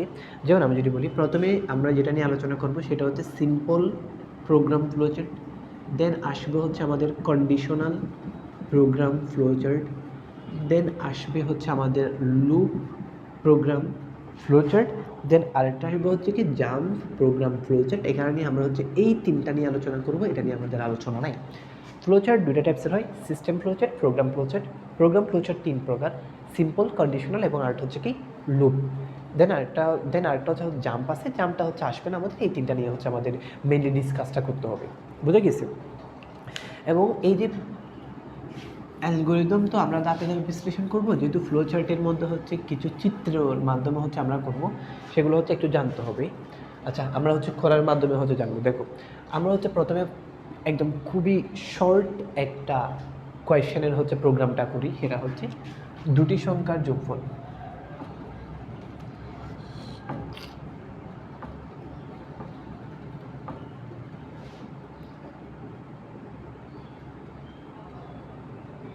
দুটি সংখ্যার যোগফল করার এ ও এফ লিখো। এ মানে হচ্ছে অ্যালগরিদম, এফ মানে হচ্ছে ফ্লোচার্ট। বুঝে গেছে? এই একটা যদি জিনিসটা বুঝো, অর্থাৎ কনসেপ্টটা যদি বুঝতে পারো, মোটামুটি বাকি সবগুলো পারবা বলে আমি বিশ্বাস করি। দেখো অ্যালগরিদম মানে কি বলছিলাম, অ্যালগরিদম কাকে বলে, এটা সংজ্ঞাটা দেখো। যদি মরনা থেকে ভিডিও পজ করো, ভিডিও পজ করে সংজ্ঞাটা দেখো। ধাপে ধাপে কোনো সমস্যা সমাধানের প্রক্রিয়াকে কিন্তু অ্যালগরিদম বলে। তাহলে ধাপে ধাপে ভাগ করতে হবে। তাহলে আমাদের অ্যালগরিদম, প্রত্যেকটা অ্যালগরিদম শুরু হবে স্টেপ দিয়ে। স্টেপ নাম্বার 1, ইংরেজিতেও লিখতে পারবা, বাংলায় লিখতে পারবা, কোনো প্রবলেম নাই, যেইভাবে কমফোর্টেবল ফিল করো। আমরা ইংরেজিতে কমফোর্টেবল ফিল করতেছে হচ্ছে কেন, এখানে আহামর ইংরেজি জানতে হবে এমন কথা না, ইংরেজিতে হলে লেখাটা কম লিখতে হয়, দেখতে একটু সুন্দর লাগে সেই জন্য। স্টেপ 1, 1 নম্বর ধাপ। 1 নম্বর ধাপ প্রত্যেকটা অ্যালগরিদমে 1 নম্বর ধাপ, প্রত্যেকটা ফ্লো চার্টের মধ্যে 1 নম্বর ধাপ সেম, সেটা হচ্ছে স্টার্ট। মানে কম্পিউটারকে দিয়ে বলছি স্টার্ট, তুমি এখন স্টার্ট হও। রোবটকে যে ধরো, রোবটকে দিয়ে হচ্ছে যোগ করবো, তাহলে ওকে বলছে প্রথমে স্টার্ট হও, তুমি অন হও, তুমি সক্রিয় হও, মানে ও এখন বুঝছে হ্যাঁ আমাদের কিছু একটা করতে হবে। আচ্ছা স্টার্ট, তাহলে প্রথম ধাপ এটা হচ্ছে প্রত্যেকের ক্ষেত্রে সেম, অ্যালগরিদমের ক্ষেত্রেও সেম, ফ্লো চার্টের ক্ষেত্রেও সেম। প্রথম ধাপ হচ্ছে কি হওয়া, স্টার্ট হওয়া। দেন 2 নাম্বার স্টেপ, কি বলছিলাম আমরা, কোনো একটা প্রোগ্রামের মেইন পার্ট হচ্ছে 3টা, ইনপুট, প্রসেস, আউটপুট। সেটা প্রোগ্রাম, অ্যালগরিদম, ফ্লোচার্ট সবার ক্ষেত্রে হচ্ছে কি সেম। এখন দেখো স্টার্ট তো হইলো, তাহলে এখন তাকে ইনপুট দিতে হবে না, আমি কি করব, আমার প্রবলেম সলভ করাবো। এখন আমার প্রবলেম কি, যোগফল বের করা। তাহলে কাদের যোগফল বের করবো, ওদেরকে ইনপুট দিতে হবে না। এখন দেখো যেহেতু আমাদের এখানে 2টা সংখ্যা বলছে, তাহলে আমরা বলতেছি হচ্ছে কি ইনপুট, মানে হচ্ছে ইনপুট দিচ্ছি 2টা সংখ্যা হচ্ছে এ এবং বি। চলো এ এবং বি, অর্থাৎ আমি স্পেসিফিক কোনো সংখ্যা দিব না। কেন দেখো, আমি ধরো এটা একটা ওয়েবসাইট বানাচ্ছি, তো আমি যদি 5 এবং 10 এই 2টা সংখ্যার যোগফল বের করে দিই, তাহলে সে ওই ওয়েবসাইটে শুধুমাত্র 5 এবং 10-এর যোগফল বের করতে পারবে। এখন আমি যদি এ বি দিই, এ হচ্ছে একটা চলক, বিও হচ্ছে চলক। চলক মানে আমরা জানি যাদের মান নির্দিষ্ট না। এ এর মান আমি যা দিতা, বি এর মানও আমি যা দিতা। এ এর মান এবং বি এর মান নির্দিষ্ট করে কি, এটা আমি জানি না। এখন ইনপুট এ বি, 2টা সংখ্যা ইনপুট দিছি, যে কোনো কিছু হইতে পারে, যেই কোনো 2টা সংখ্যা হইতে পারে। এখন তাহলে ইনপুটের কাজ শেষ, দেন কাজ হচ্ছে প্রসেস, অর্থাৎ আমার সমস্যা হচ্ছে কি 2টা সংখ্যা আছে এ বি, এদেরকে যোগ করতে হবে, যেটা আমি পারতেছি না। তাহলে এটা কম্পিউটারকে দিছি, ওকে দিয়ে দিছি। এখন ওর কাজ হচ্ছে কি প্রসেস করা। যোগটা কীভাবে করতে হয় আমরা জানি, যোগটা করতে হয় হচ্ছে কি এই যে এইভাবে, এর সাথে বি এর যোগ করতে হয়। তাহলে আমরা এস ইকুয়াল লিখি হচ্ছে কি এ প্লাস বি। এস মানে বোঝাচ্ছে হচ্ছে সাম, যোগফল, সমষ্টি। তাহলে এস ইকুয়াল হচ্ছে কি এ প্লাস বি, এটা হচ্ছে প্রসেস। সে এখন হচ্ছে প্রসেস করছে, যোগফলটা কীভাবে পাইছি, এ এর সাথে বি এর যোগ করে হচ্ছে কি যোগফলটা পাইছি। তাহলে ইনপুটও শেষ, প্রসেসও শেষ। দেন স্টেপ 4 কি আসবে, আউটপুট। আউটপুট হচ্ছে কি প্রিন্ট এস। দেখো এটা না আমার যোগফল, এ এর মান ধরো 7, বি এর মান ধরো 10, যোগ করে কত পাইছি 17। কত ইকুয়াল 17, এস ইকুয়াল 17 আসবে না? তাহলে এখানে আমার আউটপুট হচ্ছে কি এস না? তাহলে এই আউটপুটটা তো আমাকে দেখাইতে হবে না? এই দেখানোকে বলা হচ্ছে প্রিন্ট। এখানে প্রিন্ট মানে আমরা নর্মাল দোকানে গিয়ে যে কাগজ প্রিন্ট করি ওইটা না, এখানে প্রিন্ট মানে হচ্ছে প্রদর্শন করা, দেখানো। অর্থাৎ আমি বলতেছি এরপর হচ্ছে কী করবে, প্রিন্ট এস, অর্থাৎ এস এর মানটা কত আসছে এটা আমাকে দেখাও। এটা দেখাইলে তো আমার প্রবলেমটা সলভ হয়ে যাবে। কেন আমার প্রবলেম কি ছিল, এবং বিকে যোগ করা, এবং বিকে যোগ করে আমি যেটা পাইছি ওইটার নাম হচ্ছে এস। তাহলে এসটা কত, এটা যদি এখন আমাকে দেখাই দেওয়া হয় তাহলে প্রবলেম ক্লিয়ার। তাহলে আমাকে এখানে প্রবলেম দেখাই দিচ্ছে, তাহলে এখন ওর কাজ শেষ না? ওর কাজ শেষ। তাইলে এরপরে স্টেপে আমি ওকে গিয়ে বলবো হচ্ছে ঠিক আছে ধন্যবাদ, অনেক কিছু করছো, এখন স্টপ হয়ে যাও, তোমার কাজ শেষ। বুঝে গেছে? তাহলে এই জিনিসগুলো একটু মাথায় রাখতে হবে। প্রত্যেকটা অ্যালগরিদম শুরু হবে ধাপের মাধ্যমে। স্টেপ 1, প্রত্যেকটার ক্ষেত্রে স্টেপ 1 হচ্ছে স্টার্ট। এগুলোর ক্ষেত্রে ডিফারেন্ট হতে পারে, কিন্তু শুরু হওয়া এবং শেষ হওয়া সেম। ওকে বলতে হবে স্টার্ট, শুরু হোক, ওকে আবার বলতে হবে শেষ হোক। বুঝে গেছি? তাহলে শুরু হয়েছে। তাহলে আমরা জানি প্রত্যেকটা প্রোগ্রামে 3টা ধাপ থাকে। প্রথমে হচ্ছে কি ইনপুট দিতে হয়, এই ইনপুট নিয়ে হচ্ছে কম্পিউটার তার নিজের মতো করে সে প্রসেস করবে একটা সিস্টেমে, দেন তারপর হচ্ছে কি আউটপুট আসবে। বুঝা গেছে? তাহলে ইনপুট, প্রসেস, তারপর হচ্ছে কি আউটপুট। তাহলে ইনপুট জিনিসটা হচ্ছে কি ওই যেটা আমি দিব কম্পিউটারকে। এখানে আমার সমস্যা হচ্ছে 2টি সংখ্যাকে যোগ করতে হবে, এই 2টা সংখ্যা হচ্ছে এবি, তাহলে এই বিটা আমাকে দিতে হবে কম্পিউটারকে। তাহলে ইনপুট এবি দিলাম। আর মাথায় রাখবা ইনপুট আসবে সবসময় চলক। তোমার ধ্রুবক কখনো ইনপুট আসবে না, চলক ইনপুট আসবে। তাহলে এ এবং বি যেহেতু চলক, সুতরাং এখানে হচ্ছে কি ইনপুট দিলাম। এখন এই দুইটা সংখ্যাকে সে ইনপুট নিছে, তাহলে এখন সে কী করবে, ওই যে আমার সমস্যাটা সমাধান করবে, যোগফল। তাহলে যোগফল কীভাবে করতে হয়, S equal A plus B, এগুলোর মাধ্যমে হচ্ছে কী করবো, যোগটা বের করবো। তাহলে এখানে যোগফলটা হচ্ছে কোথায় পাবো, আমি এসে পাবো। তাহলে এই এসটা হচ্ছে আমাকে দেখাই দেবে, তেন হচ্ছে তেন আউটপুট। আশা করি বোঝা গেছে। এই মেইন পার্ট হচ্ছে তিনটা। সেম জিনিস, এই যে সেম লেখাগুলো ফ্লো চার্টে লিখবো, বাট এখানে হচ্ছে স্টেপ বাই স্টেপ আকারে লিখছি। এখানে হচ্ছে তোমার কিছু চিহ্ন, কিছু চিত্র ইউজ করতে হবে, অর্থাৎ কিছু সাংকেতিক চিত্র ইউজ করতে হবে। দেখো এই তোমাদেরকে বলছিলাম হচ্ছে কি অ্যালগরিদম হোক, সেটা হচ্ছে ফ্লো চার্ট হোক, প্রথম ধাপটা হবে স্টার্ট। তাহলে এখানেও হচ্ছে কি প্রথম ধাপটা হচ্ছে কি স্টার্ট, এবং এই স্টার্টটাকে আমাদের রাখতে হবে ডাম্বেল আকৃতির, ডিম্বাকৃতির হচ্ছে একটা চিত্র দ্বারা স্টার্ট। বুঝে গেছে, সবসময় স্টার্ট হবে একটা ডিম্বাকৃতির চিত্র দ্বারা। আচ্ছা দেখো, এরপর হচ্ছে অ্যারো দিয়ে আমরা দেখাই দিব হচ্ছে কি পরের ধাপে আসুন। এই পরের ধাপে কি আছে, ইনপুট, ইনপুট এ বি। মাথায় রাখবা ইনপুট এবং আউটপুট, এটার ক্ষেত্রে যে চিত্রটা আসবে এটা হচ্ছে সামন্তরিক। এই যে এটা সামন্তরিক। স্টার্ট এবং স্টপের ক্ষেত্রে সেম চিত্র, ডিম্বাকৃতির। আর ইনপুট এবং আউটপুটের ক্ষেত্রেও সেম চিত্র, সামন্তরিক। দেন আসবে হচ্ছে প্রসেস, মানে যেটার মাধ্যমে কাজটা হয়েছে। তাহলে প্রসেস এস ইকুয়াল আসবে হচ্ছে কি এ প্লাস বি, এবং এটা হবে আয়তাকার, আয়তাকার একটা চিত্র। এই যে এখানে যা পেলাম তা। তারপর এখানে কি আসছে, প্রিন্ট এস। দেখো প্রিন্টটা কি আমাদের আউটপুট না, দেখো প্রিন্টটা হচ্ছে কি আমাদের আউটপুট। তো এই যে ইনপুট অথবা আউটপুট দুইটাই হচ্ছে কোন আকৃতির বলছিলাম, সামন্তরিক আকৃতির। তাহলে সামন্তরিক আকৃতির রাখলাম। তারপরে হচ্ছে কি স্টপ, তাহলে স্টপটা কি বলছিলাম, ডিম্বাকৃতির। এগুলো বইয়ে দেওয়া আছে, এগুলো হচ্ছে বই থেকে প্রথমে একবার দেখে নিও, তারপর হচ্ছে এভাবে করিও, আদায় চলে আসবে, কোনো কিছু নেই, একদম সিম্পল জিনিস। অ্যালগরিদম শুরু করতে হবে, অ্যালগরিদম লিখতে হবে ধাপ দ্বারা, ফ্লোচার্ট লিখতে হবে কিছু চিত্র দ্বারা। অ্যালগরিদম এবং ফ্লোচার্টের শুরু হবে স্টার্ট দ্বারা এবং শেষ করতে হবে স্টপ দ্বারা। এই দুটো সব সময় থাকবে, সব সময়। এভরি সিঙ্গেল অ্যালগরিদম আর ফ্লোচার্ট প্রত্যেকটাতেই তুমি হচ্ছে স্টার্ট এবং স্টপ পাবা। শুরু করতে হবে স্টার্ট দিয়ে, শেষ করতে হবে স্টপ দিয়ে। আচ্ছা এখানে স্টার্ট করছি, এরপর আমরা জানি প্রোগ্রামের মেইন পার্ট তিনটা। ইনপুট দিতে হবে, ইনপুট নিয়ে সে কাজ করবে, কাজ করে আমাকে আউটপুট দিবে। এখন দেখো ইনপুট, এখানে হচ্ছে কি দুইটা সংখ্যা আমি ইনপুট দিছি, একটা সংখ্যা হচ্ছে এ এবং একটা সংখ্যা হচ্ছে বি, ইনপুট। আরেকটা জিনিস মাথায় রাখবে, ইনপুট আসবে শুধুমাত্র চলক, যদি কোনো সময় আমাকে ধ্রুবক দিয়ে দেয় তাহলে ইনপুট আসবে না আমার। তাহলে ইনপুট এ এবং হচ্ছে বি, তাহলে এই দুইটা সংখ্যার আমি যোগফল বের করবো, এদেরকে ইনপুট দিলাম। দেন এস ইকুয়াল হচ্ছে কি এ প্লাস বি, এটা হচ্ছে প্রসেস, অর্থাৎ আমার প্রবলেম হচ্ছে কি কেন যোগফল বের করা। তাহলে যোগফল কীভাবে বের করবো, এর সাথে বি এর যোগ করে। তাহলে বোঝা গেছে।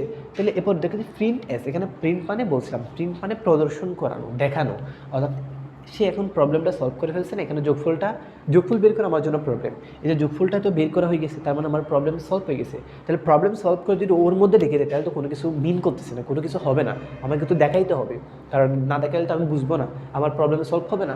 তো ঠিক সেমভাবে আসবে হচ্ছে আউটপুট, প্রিন্ট এস, আমাকে দেখাও, আউটপুটটা দেখাও, কত আসছে, যোগফলটা কত, এটা দেখাও। আচ্ছা যখন সে আমাকে দেখাইছে আমার প্রবলেম সলভ, দেন স্টপ হয়ে যায়।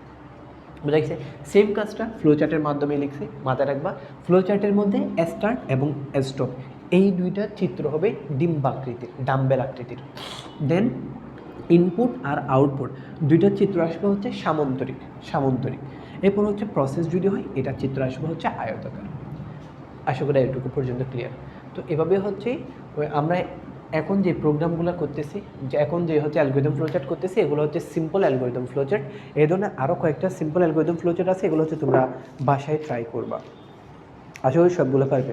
ধরো এখন বলেছে কোনো দুইটা সংখ্যার মধ্যে বিয়োগফল নির্ণয় করো বা গুণফল নির্ণয় করো, কোনো প্রবলেম আছে, সবগুলোই সেম। ধরো দুইটা সংখ্যা এ বি, আমার মনে হয়েছে এ বি দিতে, কিন্তু এ বি যে দিতে হবে যেন কোনো কথা নেই, X Y Z P Q R S T যা ইচ্ছা দিতে পারবা। ধরো এ বি দিছি, গুণফল নির্ণয় করতে বলছি, তাহলে তখন আমি এ ইন্টু বি, এখানে গুণ চিহ্নটি এভাবে করে দিতে হয়, ওইভাবে করতে গুণ চিহ্নটি হবে এ ইন্টু বি, তখন এস দিব না। এস দিলে কোনো প্রবলেম নাই, বাট ওই যে একটা তো সঙ্গতি থাকতে হবে, একটা তো মিল থাকতে হবে। তাহলে তখন আমরা দিব হচ্ছে এম, মানে মাল্টিপ্লায়ার, গুণফল। তাহলে তখন আমাদের এখানে প্রিন্ট আসবে হচ্ছে কি এম। তাহলে দুইটা সংখ্যার গুণফল বেড়ে গেছে, এ এবং বিকে গুণ করে যেটা পাইছে এটা আমাকে দেখাবে। এখানেও ঠিক সেম, এ অ্যান্ড বি যোগ আছে, আমি এখানে গুণ করলাম, এখানে এস আছে, এখানে হচ্ছে এম লিখলাম, দেন এখানে হচ্ছে মাল্টিপ্লায়ার। বোঝা গেছে? তাহলে আশা করি সিম্পল অ্যালগোরিদম পারা যাবে।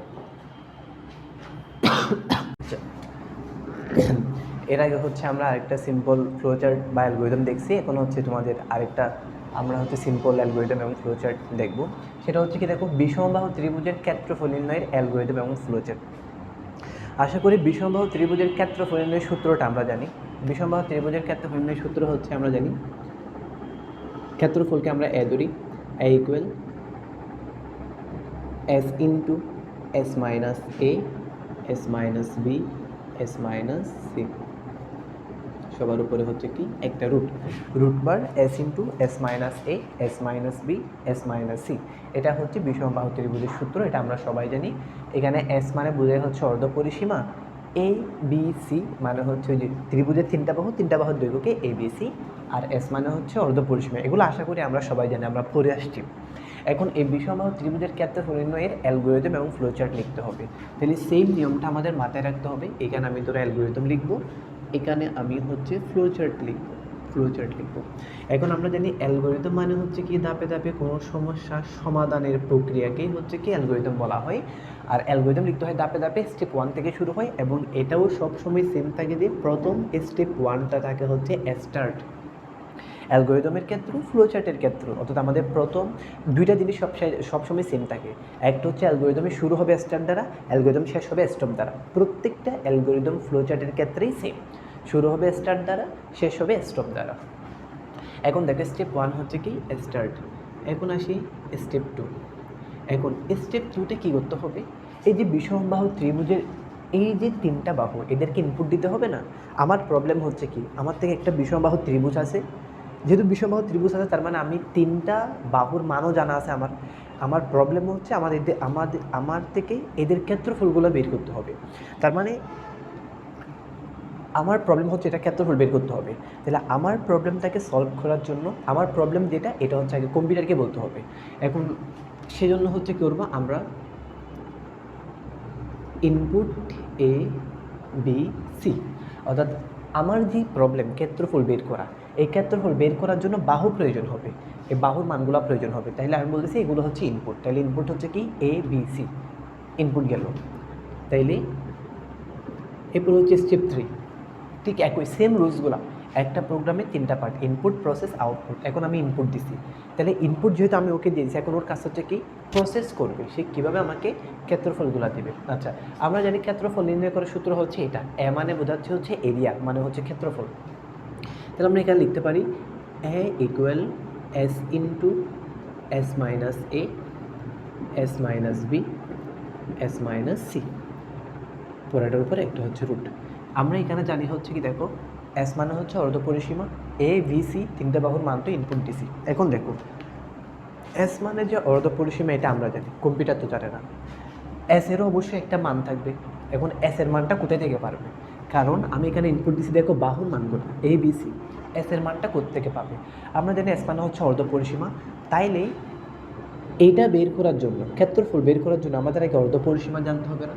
তাহলে আমি ওকে এখানে বলে দেবো যে এস এর মানটা কীভাবে পাবা, এ বি সি তিনটে বাহুকে যোগ করলে আমরা পরিসীমা পাবো, পরিসীমাকে 2 দ্বারা ভাগ করলে অর্ধপরিসীমা পাবো। ক্লিয়ার? তাহলে প্রথমে অর্ধপরিসীমা বের করবে, এখান থেকে এস এর মানটা পাবে, তারপর হচ্ছে ক্ষেত্রফল বের করবে।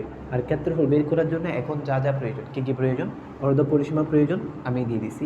এরপর হচ্ছে এ মানে হচ্ছে বাহুর মান প্রয়োজন, আমি এখানে দিয়ে দিছি। বি বাহুর মান প্রয়োজন, আমি এখানে দিয়ে দিছি। সি বাহুর মান প্রয়োজন, আমি এখানে দিয়ে দিছি।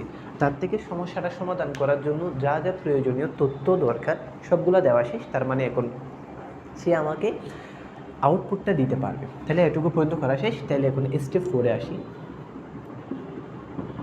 তাহলে স্টেপ 4-এ কী হবে, দেখো একটা প্রোগ্রামের তিনটা পার্ট, ইনপুট, প্রসেস, তারপর হচ্ছে আউটপুট। তাহলে এখানে তো আমি এ এর মান পাই গেছি না, আমি তো এটাই চাচ্ছি, আউটপুট কী চাচ্ছি, সমাধান কী চাচ্ছি, ক্ষেত্রফলটা বের করে দেওয়া। তাহলে ক্ষেত্রফল এখানে বেড়ে গেছে, তাহলে আমি বলবো যে হচ্ছে কি প্রিন্ট এ, মানে হচ্ছে ক্ষেত্রফল যেটা তুমি এখানে বের করছো এটা হচ্ছে প্রিন্ট, মানে হচ্ছে দেখানো, তুমি আমাকে দেখাও এটা।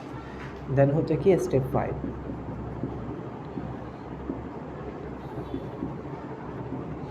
স্টেপ 5-এ এসে আমি বলতেছি হচ্ছে কি স্টপ, এখন হচ্ছে থেমে দেবো। তাহলে আশা করি বোঝা গেছে।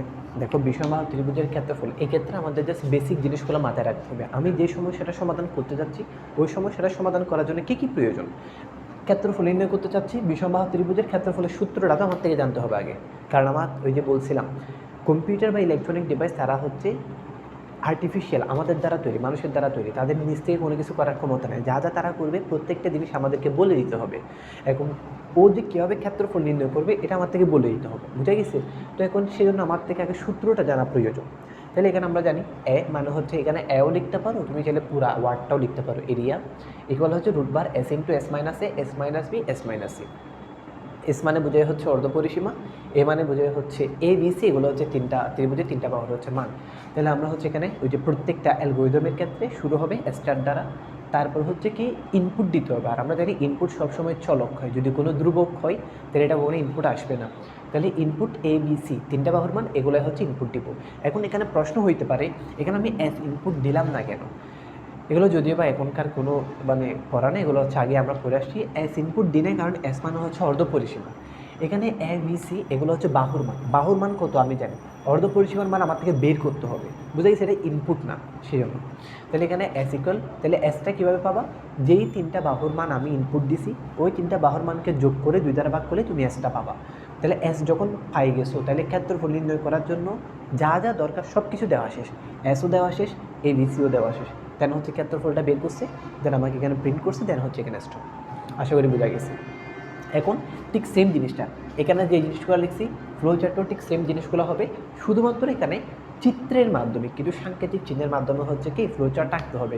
সবচেয়ে বেটার হয় যদি তোমরা এর আগে যেটা করে সেটা যদি বুঝে থাকো, ভিডিওতে এখন পজ করো, পজ করে হচ্ছে অ্যালগরিদম দেখে দেখে ফ্লো চার্টটা আঁকার ট্রাই করো। এরপর হচ্ছে কিছুক্ষণ পরে গিয়ে অর্থাৎ আঁকা শেষ হলে তারপর হচ্ছে মিলিয়ে দেখবো আর কি। দেখো এখানে হচ্ছে আমাদের,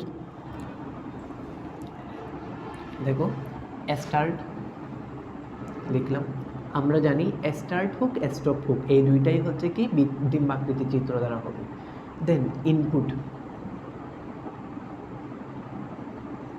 ইনপুট হচ্ছে এ ভি সি, তাহলে যদি ইনপুট হয় তাহলে সেটার চিত্র হবে হচ্ছে কি সামান্তরিক। এরপরে হচ্ছে কি এটা হচ্ছে পুরোটা প্রসেস, এটাকে চাইলে হচ্ছে একটা স্টেপের মধ্যে লিখছি তো, চাইলে দুটো স্টেপও করা যাবে।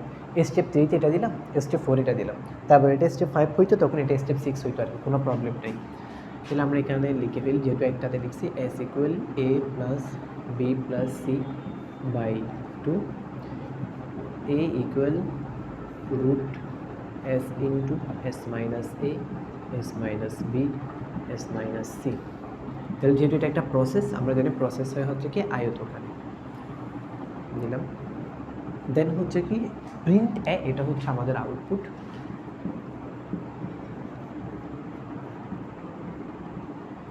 তাহলে আউটপুটের চিত্র আমরা জানি হয় হচ্ছে কি সামান্তরিক। দেন হচ্ছে স্টপ, তাহলে আমরা জানি স্টার্ট এবং স্টপ সবগুলাই হয় হচ্ছে কি ডিম্বাকৃতির। তাহলে ক্লিয়ার, স্টার্ট, এরপর হচ্ছে ইনপুট আসছে, তারপর হচ্ছে প্রসেস, তারপর হচ্ছে আউটপুট, তারপর হচ্ছে শেষ। স্টার্ট এবং স্টপ হবে ডিম্বাকৃতির চিত্র, ইনপুট এবং আউটপুট হবে সামান্তরিক, যদি প্রসেস আসে তাহলে সেটা কি হবে তোমার আয়তন।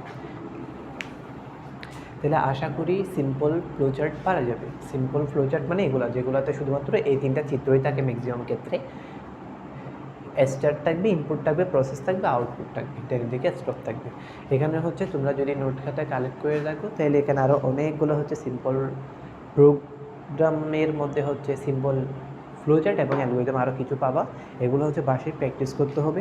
প্র্যাকটিস করার পরে যদি কোনো একটা জায়গায় না বুঝে থাকো তাহলে এটা আমার থেকে পরবর্তীতে এসে বুঝে নেবা।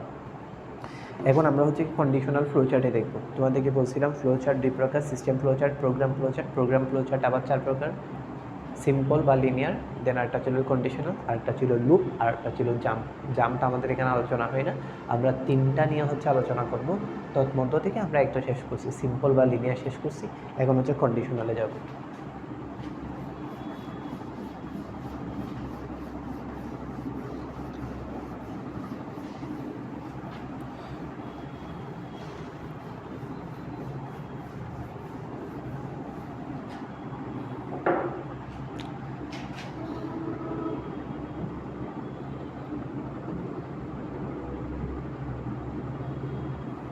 দেখো, কন্ডিশনের বাংলা হচ্ছে কি শর্ত, আমরা সবাই জানি শর্ত।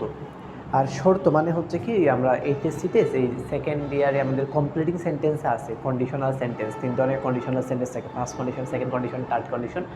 এবং প্রত্যেকটা কন্ডিশনাল সেন্টেন্স চেনার নিয়ম হচ্ছে ইফ। ম্যাক্সিমাম ক্ষেত্রেই কন্ডিশনাল সেন্টেন্স শুরু হয় ইফ দ্বারা। ঠিক সেম জিনিসটা হচ্ছে এখানের ক্ষেত্রেও হবে। যখন কোনো একটা শর্ত আসবে তখন এর উত্তর হ্যাঁ না দুইটা হইতে পারে, তাহলে এর উপর বেস করে হচ্ছে আমাদের ফ্লোচার্ট বা হচ্ছে অ্যালগরিদমটা করা হবে। দেখো, আমরা প্রথমে একদম সিম্পল একটা দিয়ে শুরু করি, সেটা হচ্ছে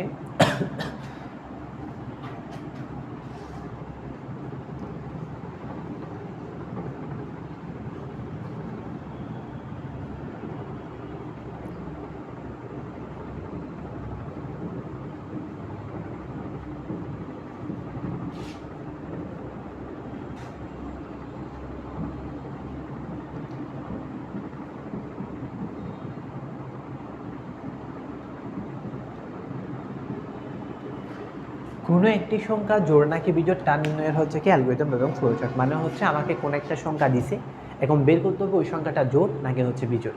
তাহলে এর আগে বুঝতে হবে আমরা কিভাবে পাবো যে কোনো একটা সংখ্যা জোড় নাকি বিজোড়, কীভাবে পাবো? নর্মাল বিষয়, ধরো হচ্ছে 10 একটা সংখ্যা, এই 10টা কি জোড় নাকি বিজোড়, এটা কীভাবে পাবো? এই 10টাকে হচ্ছে আমি 2 দ্বারা ভাগ করব, 2 দ্বারা ভাগ করার পরে যদি বাক্সের শূন্য আসে, বাক্সেস কত আসে? বাক্সেস যদি শূন্য আসে, নিঃশেষে যদি বিভাজ্য হয় তাহলে সেটা জোড়, যদি নিঃশেষে বিভাজ্য না হইতো তাহলে সেটা হচ্ছে বিজোড়। সাপোজ এখানে ধরো 11 আছে, তাহলে এখানে 10, এখানে বাক্সেস থাকতেছে, নিঃশেষে বিভাজ্য না, তার মানে এটা হচ্ছে কি বিজোড় সংখ্যা। এভাবেই তো আমরা বের করি, এটাই হচ্ছে আমাদের হচ্ছে লজিক। এটা আমাদের কাজ হচ্ছে কম্পিউটারকে একটা সিস্টেম তৈরি করে যেই সিস্টেমে সে কাজ করবে। এখন ওই সিস্টেমটা আমাদের প্রথমে অ্যানালাইসিস করে বের করতে হবে।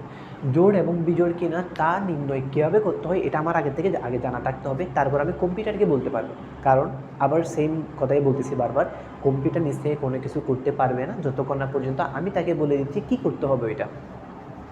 এখন জোড় নাকি বিজোড় আমরা জানি কীভাবে পাবো? কোনো একটা সংখ্যা, যে সংখ্যাটা আমাকে দেওয়া আছে বলা হচ্ছে একটি সংখ্যা, ওই একটা সংখ্যাকে আমি 2 দ্বারা ভাগ করবো, ভাগ করার পর যদি বাক্সেস আসে, বাক্সেস যদি শূন্য আসে তাহলে সেটা জোড় হবে, যদি বাক্সেস শূন্য না আসে তাহলে সেটা বিজোড় হবে, একদম সিম্পল। আচ্ছা, তাহলে এখানে হচ্ছে আমরা অ্যালগরিদম করব, এই স্থানে আমরা হচ্ছে ফ্লোচার্ট করব। তাহলে আবার সেম কাজ, স্টেপ 1 হচ্ছে স্টার্ট হবে। এখন স্টেপ 2তে হচ্ছে কী হবে? কম্পিউটার কী করবে? কোনো একটা সংখ্যা সেটা জোড় নাকি বিজোড় এটা বের করবে। এখন আমার থেকে তাহলে কম্পিউটারকে দিতে হবে না সংখ্যাটা, কম্পিউটারকে তো দিতে হবে, তারপরে তো সে যাচাই করতে পারবে যে এখানে জোড় নাকি বিজোড়। যদি না দিই তাহলে তো সে কিছু করতে পারবে না। তাহলে যেহেতু কম্পিউটারকে আমি দিচ্ছি, যে আমি বলছিলাম ইনপুট মানে হচ্ছে কি যেটা আমরা দিব কম্পিউটারকে, তাহলে এখানে হচ্ছে কি ইনপুট আসবে। তাহলে এখানে ইনপুট কি আসবে? এন। ইনপুট কি আসবে? এন। যেই সংখ্যাটা আমি কম্পিউটারকে দিচ্ছি ওটাই হচ্ছে কি এখানে ইনপুট। স্টেপ 3তে এসে হচ্ছে কি আমাদের কন্ডিশনটা আসবে।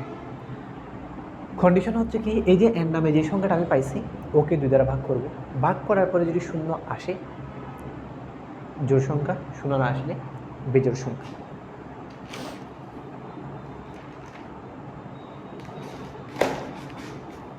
তাহলে দেখো, তাহলে এখন আমি এখানে কি বলবো?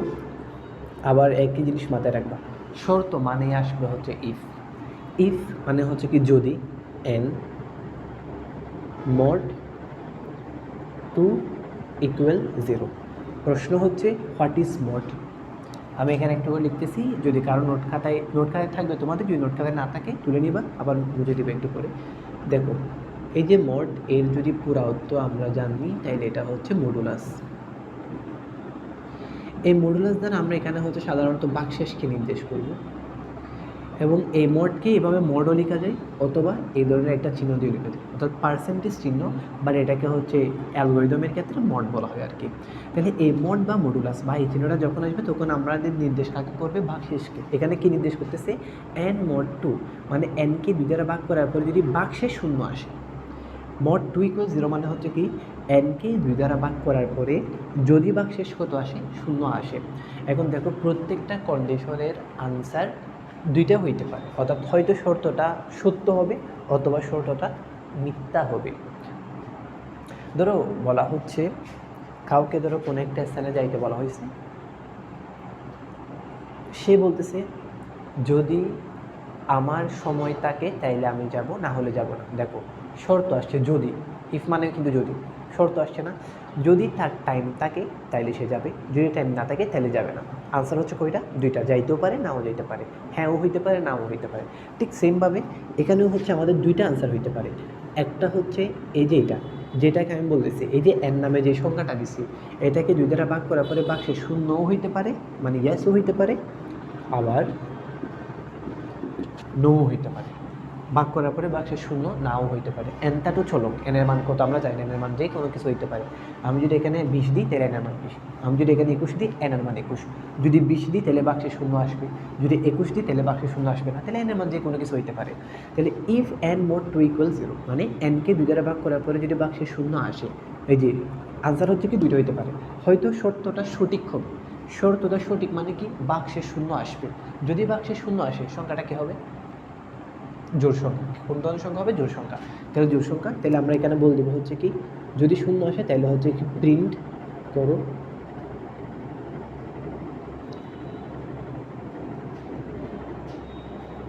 Print even number. বুঝাইছে? যদি বাক্সে এনকে দুই দ্বারা ভাগ করার পরে যদি বাক্সে শূন্য আসে তাহলে প্রিন্ট ইভেন নাম্বার, মানে হচ্ছে কি প্রিন্ট মানে তো আমরা জানি ফলাফল, দেখানো, আমাকে দেখাও, যেটা হচ্ছে কি হয়েছে ইভেন নাম্বার, জোড় সংখ্যা। আর যদি নো হয়, যদি শূন্য না আসে তাহলে কী হবে? বিজোড় সংখ্যা। তাহলে প্রিন্ট অড নাম্বার। বোঝা গেছে এটুকু পর্যন্ত? এটাই হচ্ছে কন্ডিশনাল অ্যালগরিদম বা কন্ডিশনাল ফ্লোচার্ট। এখানে কি আসছে? একটা শর্ত আসছে, যার কারণে এটাকে কন্ডিশনাল বলা হচ্ছে। এর আগে যে দুইটা করেছি দেখবো যেখানে কোনো প্রকার কন্ডিশন নাই, কোনো শর্ত নেই, একদম লিনিয়ার সরল।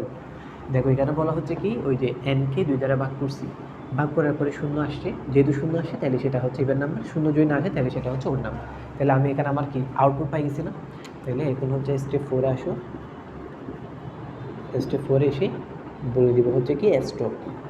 প্রোগ্রামের তিনটা পার্ট, ইনপুট, প্রসেস, আউটপুট। এখানে ইনপুট দিছি, এখানে প্রসেস হয়েছে, এখানে আউটপুট পেয়েছি, আমার কাজ শেষ। স্টপ। ঠিক সেম জিনিসগুলোই হচ্ছে আমরা এখানে লিখব। দেখো আবার ঠিক সেমভাবে স্টার্ট হবে ডাম্বেল আকৃতির একটা চিত্র দ্বারা, ইনপুট দিব সামান্তরিক চিত্র দ্বারা, তারপর হচ্ছে কি দেখো এই দেখো এটা হচ্ছে আমাদের কন্ডিশন না। এখন আমাদের আবার নতুন আরেকটা চিত্রের সাথে হচ্ছে আমরা পরিচিত হব, সেটা হচ্ছে দেখো কোথায়, দেখো ইফ এন মোট 2 = 0, তার মানে এখানে একটা কন্ডিশন আসছে। তাহলে ইফ এন মড 2 = 0, এখানে মডও দিতে পারবা, অথবা এই যে একটু আগে যে চিত্রটা দেখাইলাম না মডুলাস হইতে পারবা। ইফ এন মডুলাস 2, এখানে চিত্র আসবে হচ্ছে এই দুইটা।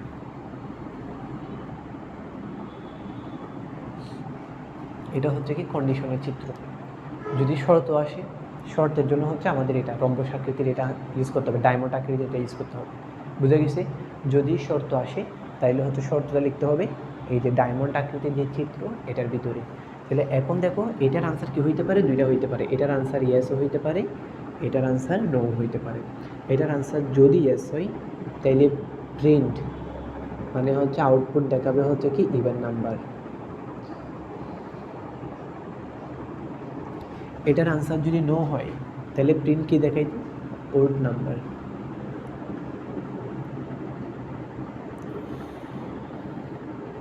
দেখো যাই হোক না কেন এই দুটাই কিন্তু কি আমার আউটপুট না? তাহলে আউটপুটগুলো হচ্ছে হয় এটা আউটপুট হবে অথবা এটা আউটপুট হবে আর কি। আউটপুটগুলো আমরা জানি কীভাবে লিখতে হয়, ইনপুট আউটপুট হচ্ছে সামান্তরিক চিত্র দ্বারা আঁকতে হয়। এখন দেখো আমি প্রোগ্রামটাকে স্টপ করবো কীভাবে? এখানে তো আনসার দুইটা। দেখো আমার যদি সংখ্যাটা যদি ধনাত্মক হয়, জোড় সংখ্যা হয়, তাহলে তখন আমার থেকে কী করতে হবে? প্রোগ্রামটা স্টপ করতে হবে। সংখ্যাটা যদি বিজোড় সংখ্যা হয় তখন আমার থেকে প্রোগ্রামটা কী করতে হবে? স্টপ করতে হবে। তাহলে এখন আমরা কী করবো? দেখো এইখান থেকে এটাও আসবে, এখান থেকেও এটা আসবে। এই যে একটা বৃত্তাকার চিহ্ন, এটাকে বলা হয় কানেক্টর, যার কাজ হচ্ছে কি একাধিক ধাপকে কানেক্ট করা। তাহলে এখানে এই ধাপ এবং এই ধাপকে কানেক্ট করছি, কানেক্ট করার পরে আমি এখানে বলতেছি হচ্ছে কি স্টপ হয়ে যাও। মানে তোমার আনসার যদি আমাকে ওড নাম্বার বিজোড় সংখ্যা দেখায় তখন হচ্ছে এটা স্টপ হবে, জোড় সংখ্যা দেখালে তখন সেটা কী হবে স্টপ হবে। এটাই হচ্ছে আমাদের প্রথম। আশা করি বোঝা গেছে। স্টার ডাম্বেল আকৃতির ইনপুট সামান্তরিক, এটা আমরা সবাই জানি। আর যদি কোনো কন্ডিশন আছে, কন্ডিশনটা ডায়মন্ড আকৃতির যে চিত্র এটার মধ্যেই হবে। কন্ডিশনের আনসার দুইটা হইতে পারে, হয় ইয়েস হবে অথবা কী হবে নো হবে। যদি ইয়েস হয় তাইলে আনসার আসবে হচ্ছে এটা প্রিন্ট ইভেন নাম্বার, যদি নো হয় আনসার আসবে হচ্ছে এটা। এখন কথা হচ্ছে ইয়েস হোক অথবা নো হোক যে কোনো একটা তো আনসার আসবে, অর্থাৎ যে সংখ্যাটা দিছি এটা হয় ধনাত্মক, এটা হয় জোড় সংখ্যা হবে অথবা হচ্ছে কি বিজোড় সংখ্যা হবে, কোনো একটা না একটা তো হবে, জোড় সংখ্যা হোক অথবা বিজোড় সংখ্যা হোক। আমার থেকে প্রোগ্রামটা একটা স্টেপ করতে হবে, সেই জন্য আমরা কী করছি, জোড় সংখ্যা হোক অথবা বিজোড় সংখ্যা হোক দুইটাকে হচ্ছে কানেক্টরের মাধ্যমে কানেক্ট করে বলতেছে হচ্ছে স্টপ। জোড় সংখ্যা হইলে স্টপ হয়ে যাবা, বিজোড় সংখ্যা হইলে স্টপ হয়ে যাবা। কারণ আমার পারপাস, আমার উদ্দেশ্য হচ্ছে কি এটা বের করা যে সংখ্যাটা জোড় নাকি বিজোড়, যেটা হয়। তাহলে আশা করি বোঝা গেছে।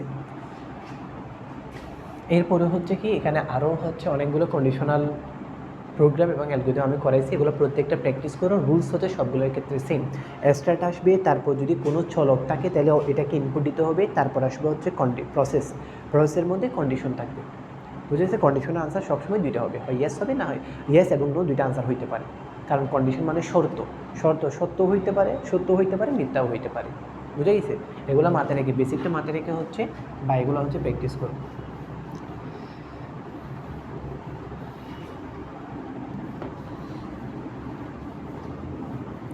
আমরা এখানে আরও একটা দুইটা মতো দেখার ট্রাই করব।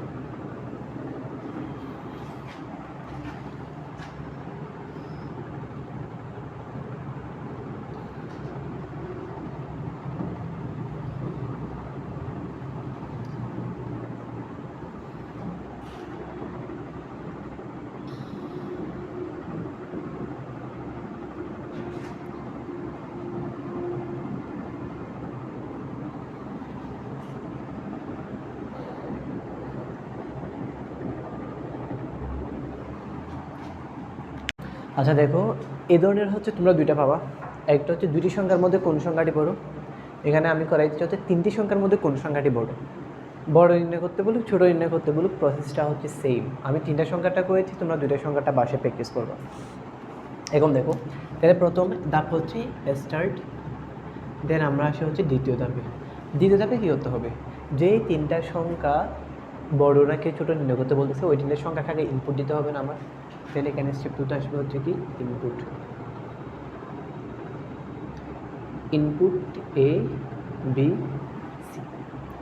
যে তিনটা সংখ্যা বলছে এই তিনটা সংখ্যাকে আমরা এবিসি হিসেবে ধরে নিলাম এবং এবিসি এই তিনটা সংখ্যায় হচ্ছে ইনপুট দিছি। এবিসি দিতে হবে, এই ধরনের কোনো কথা নেই, এক্স ওয়াই জেডও হইতে পারে, পি কিউ আরও হইতে পারে। আচ্ছা, তাহলে ইনপুটের কাজ শেষ, এখন আসবো আমরা হচ্ছে কি প্রসেসে। আমাদের কাজ হচ্ছে কি বের করা, তিনটা সংখ্যার মধ্যে কোন সংখ্যাটা বড় ওইটা বের করবো। এখন দেখো এখানে কি আসবে, শর্ত আসবে।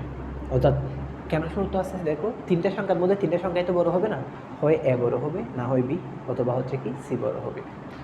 এখন আসবে বলতেছে হচ্ছে কি if A greater than B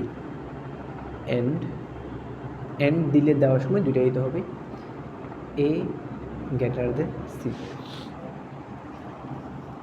দেখো যদি এরকম হয়, এ যদি বি থেকে বড় হয় অথবা এ যদি সি থেকেও যদি বড় হয়, অর্থাৎ A greater than B and A greater than C, এটা মানে হচ্ছে কি তিনটা সংখ্যা না এ বি সি, অর্থাৎ সবগুলো থেকে যদি এ বড় হয় তাহলে এই যেহেতু একটা কন্ডিশনের আনসার দুইটা হইতে পারে, হয়তো ইয়েস হবে অথবা কী হবে নো হবে।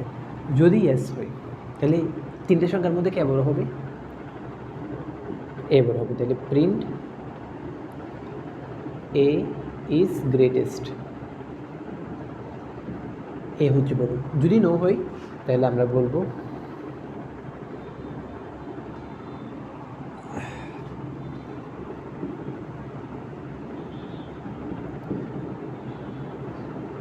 যদি নো হয় তাহলে আমরা বলছি দেন গো টু নেক্সট স্টেপ, নিচের স্টেপ আসো।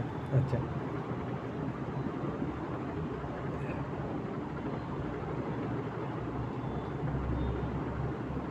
স্টেপ 4।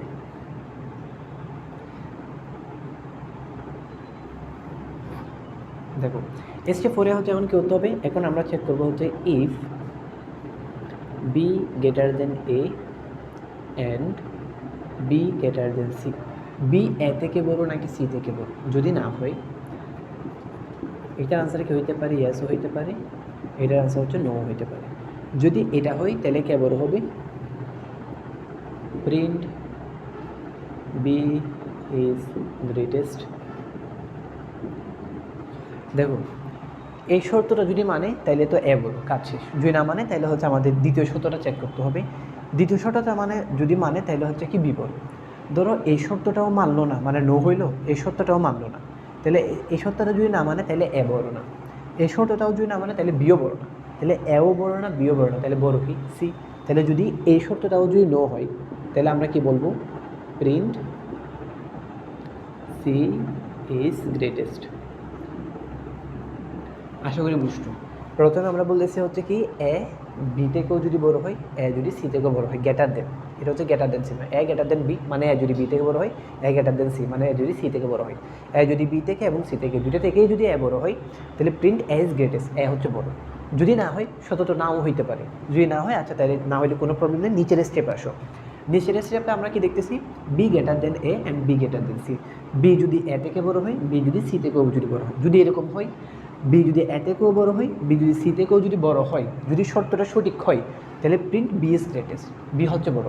যদি না হয় তাহলে কী হবে, সি বড়। কেন সি বড়, এই সত্যটাও সে মানে নেই, এই সত্যটা মানে নেই বিদায় তো আমি তো এই স্টেপে আসছি না। যদি এই সত্যটা মানতো তাহলে আমি তো এখানে আসতাম না, এ বড় হয়ে যায় এটুকুতে কাজ শেষ।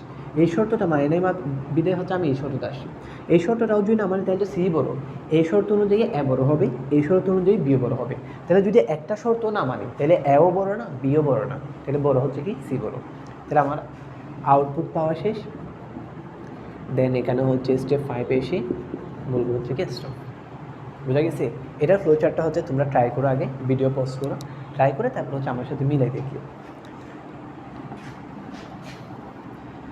এখন দেখো স্টার্ট আসছে, ডাম্বেল আকৃতির চিত্র, ইনপুট এ বি সি, সামান্তরিকের মাধ্যমে হচ্ছে আমাদের ইনপুটটা আসবে। দেন হচ্ছে কি 3 নাম্বারের স্টেপে হচ্ছে কি দেখো ওই যে শর্ত, আমরা জানি শর্ত লিখতে হয় ডায়মন্ড আকৃতির চিত্র দ্বারা। এগুলো একটু সুন্দর করে আঁকবা, তাহলে এই আনসারটা ইয়েস হইতে পারে, এই আনসারটা নো হইতে পারে। যদি ইয়েস হয় তাহলে হচ্ছে কি হবে, প্রিন্ট এ ইজ গ্রেটেস্ট। তাহলে যেহেতু এটা আউটপুট, এটা এখানে। যদি নো হয় তাহলে আমাদের কি হইতো, আমাদের আরেকটা শর্ত চেক করতে হয়েছে। তাহলে if B greater than A and B greater than C, তাহলে এখানে ইয়েসও হইতে পারে, এখানে নো হইতে পারে। যদি ইয়েস হয়, এই শর্ত যদি ইয়েস হয় আমরা দেখছি হচ্ছে কি কী বড় হবে, বি।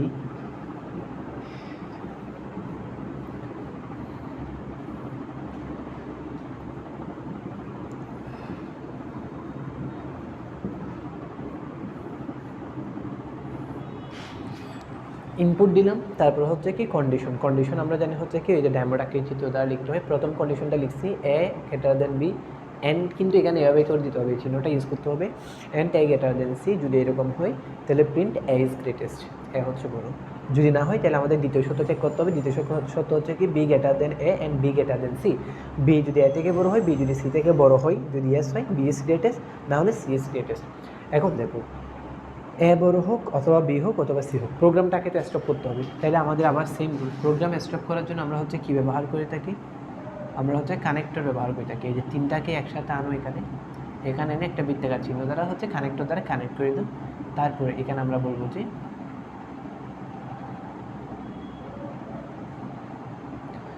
আশা করি লজিকটা বোঝা গেছে। দেখো তিনটা সংখ্যার মধ্যে কোন সংখ্যাটা বড়, এটা বের করার জন্য প্রথম শর্ত হচ্ছে কি প্রথম যে সংখ্যাটা আছে ওইটাকে দেখবো এটা কি দ্বিতীয় এবং তৃতীয় সংখ্যা থেকে বড় কিনা, এ গ্রেটার দেন বি, এটা এ গ্রেটার দেন সি কিনা। যদি হয় তাহলে হচ্ছে প্রথম সংখ্যা যেটা আছে এই হচ্ছে বড়, যদি না হয় তাহলে হচ্ছে নিচের স্টেপ আসো। যদি এরকম হয় print B greater than A and B greater than C যদি হয় তাহলে বি হচ্ছে বড় হবে। যদি এই শর্ত এবং এই শর্ত যদি একটাও না মানে তাহলে হচ্ছে কে বড় হবে, সি বড় হবে। দেন এখানে হচ্ছে স্টপ। ঠিক সেমভাবে হচ্ছে ফ্লো চার্টটা আঁকছি, জাস্ট মাথায় রাখবো যদি কোনো শর্ত লিখতে হয় এটা ডায়মন্ড আকৃতির চিত্র দ্বারা হবে, আর যদি কোনো আউটপুট আসে তাহলে সেটা হচ্ছে এই যে তোমার সামান্তরিকের মাধ্যমে হবে। আউটপুট যতটাই আসুক না কেন আমার থেকে প্রোগ্রামকে স্টপ অবশ্যই করতে হবে।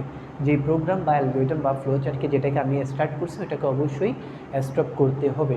তাহলে সেজন্য হচ্ছে কি যতগুলো আসুক না কেন আমার আউটপুট প্রত্যেকটাকে হচ্ছে কানেক্টরের মাধ্যমে কানেক্ট করে দেন এখানে আমরা হচ্ছে কি স্টপ করে দিলাম। আশা করি ক্লিয়ার। এখানের মধ্যে দুইটা সংখ্যার মধ্যে একটা আছে এটা হচ্ছে আরও ইজি, এটা দেখে আমি যেটা কমপ্লেক্স টাইপসের ওইটা করাই দিয়েছি, তোমরা হচ্ছে ওইটা করবা। আরও কয়েকটা আছে এখানে কন্ডিশনাল ফ্লো চার্ট, ওইটা করে দিবা। আমি আরেকটা কন্ডিশনাল তোমাদেরকে করাই দিব, সেটা হচ্ছে কোন একটা বছর লিপ ইয়ার কিনা, এটা হচ্ছে করে দিব। বা এগুলো হচ্ছে তোমরা হচ্ছে বাসায় প্র্যাকটিস করবা।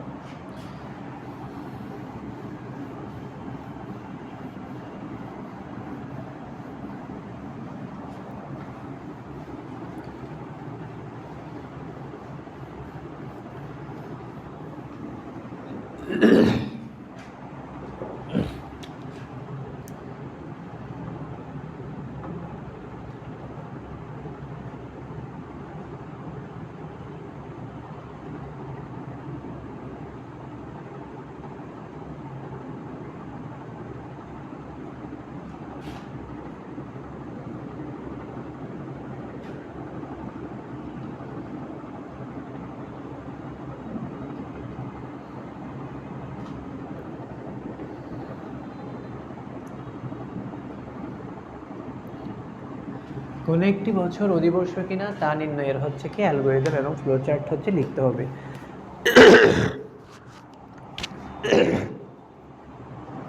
এখন দেখো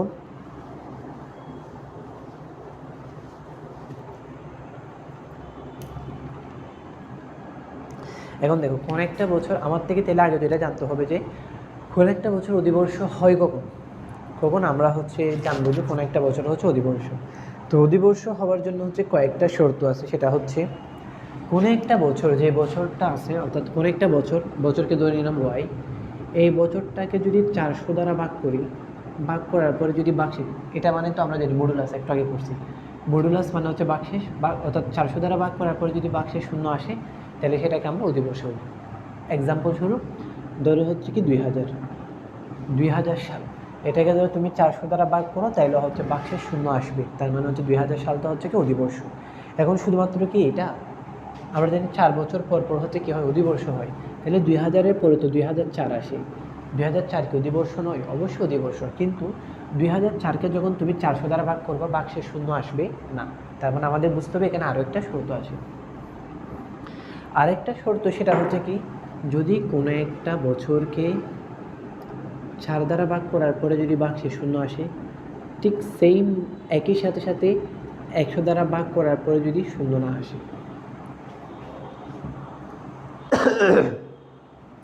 কোন একটা বছরকে 4 দ্বারা ভাগ করার পরে শূন্য আসতে হবে এবং একই সাথে এই দুইটা শর্ত একসাথে চেক করতে হবে আমার থেকে, একসাথে মিলতে হবে। কোন একটা বছর এটাকে 4 দ্বারা ভাগ করার পরে যদি শূন্য আসে এবং 100 দ্বারা ভাগ করার পরে যদি শূন্য না আসে তাহলে ওই বছরটাও হচ্ছে কি একটা অধিবর্ষ। উদাহরণস্বরূপ দেখো এখানে 2004, এটাকে তুমি 4 দ্বারা ভাগ করো,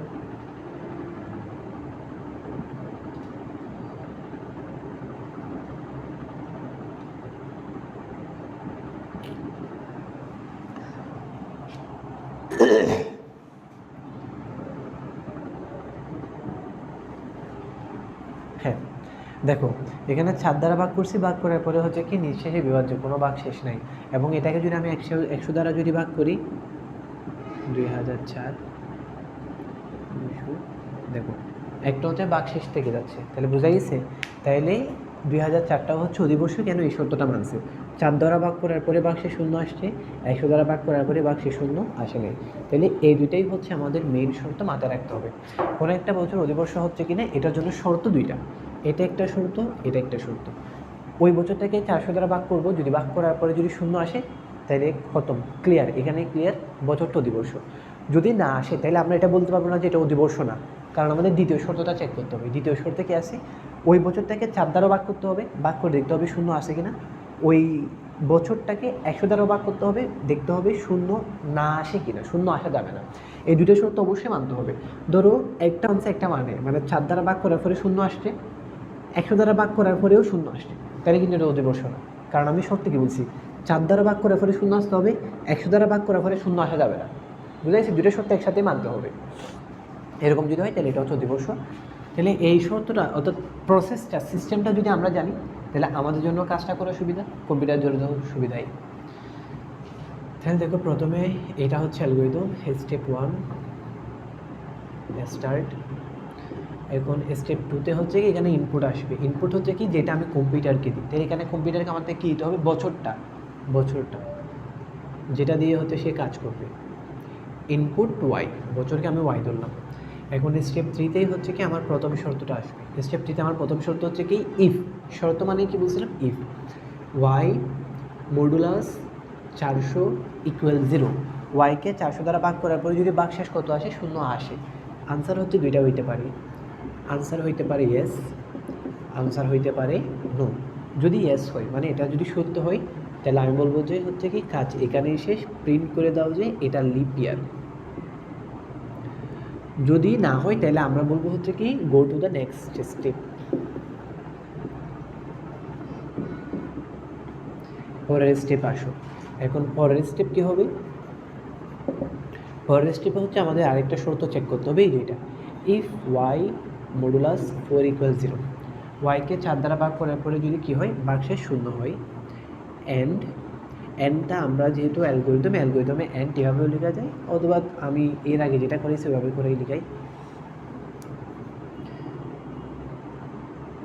একসাথে দুইটা শর্ত, Y modulus 100 is not equal 0, ওয়াইকে 4 দ্বারা ভাগ করার পরে যদি ভাগশেষ শূন্য আসে, ওয়াইকে 100 দ্বারা ভাগ করার পরে যদি ভাগশেষ শূন্য না আসে, তাহলে প্রত্যেকটা কন্ডিশনেরই আনসার হইতে পারে দুইটা, কন্ডিশনটা সত্য হইতে পারে, মিথ্যাও হইতে পারে। যদি এস হয় তাহলে আমরা বলবো হচ্ছে কি প্রিন্ট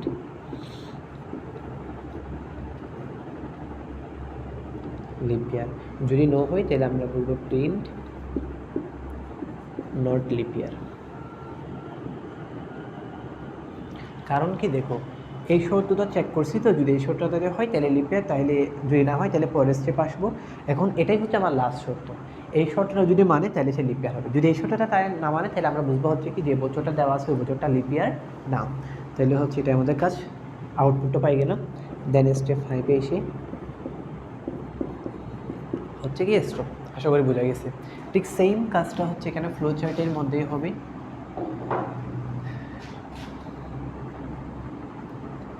স্টার্ট হবে ডাম্বেল আকৃতির চিত্র বা ডিম্বাকৃতির চিত্র দ্বারা, ইনপুট আসবে হচ্ছে সামন্তরিকের চিত্র দ্বারা, ইনপুট ওয়াই। দেন আসছে হচ্ছে কন্ডিশন আমরা জানি দেখতে হয় হচ্ছে ডায়মন্ড আকৃতির চিত্র দ্বারা, ওয়াই মডুলাস 400 ইকুয়াল 0,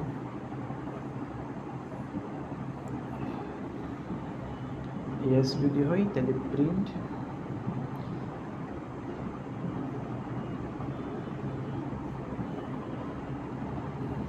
লিপ ইয়ার, যদি নো হয় সরি, যদি নো হয় তাহলে আমাদের আরেকটা শর্ত চেক করতে হবে। ওই শর্তটা হচ্ছে কি if Y modulus 4 equal 0 and y modulus 100 is not equal 0, যদি এরকম হয় এটা ইয়েসও হইতে পারে, নো হইতে পারে। যদি এটা ইয়েস হয় তাহলে আমরা বুঝে নেব হচ্ছে যে বছরটা দেওয়া আছে ওই বছরটা লিপ ইয়ার। যদি এটা নাও নো হয়, এটাকে এগুলো সোজা হয়ে লিখবে, এগুলো একটু পরিষ্কার করে লিখবা।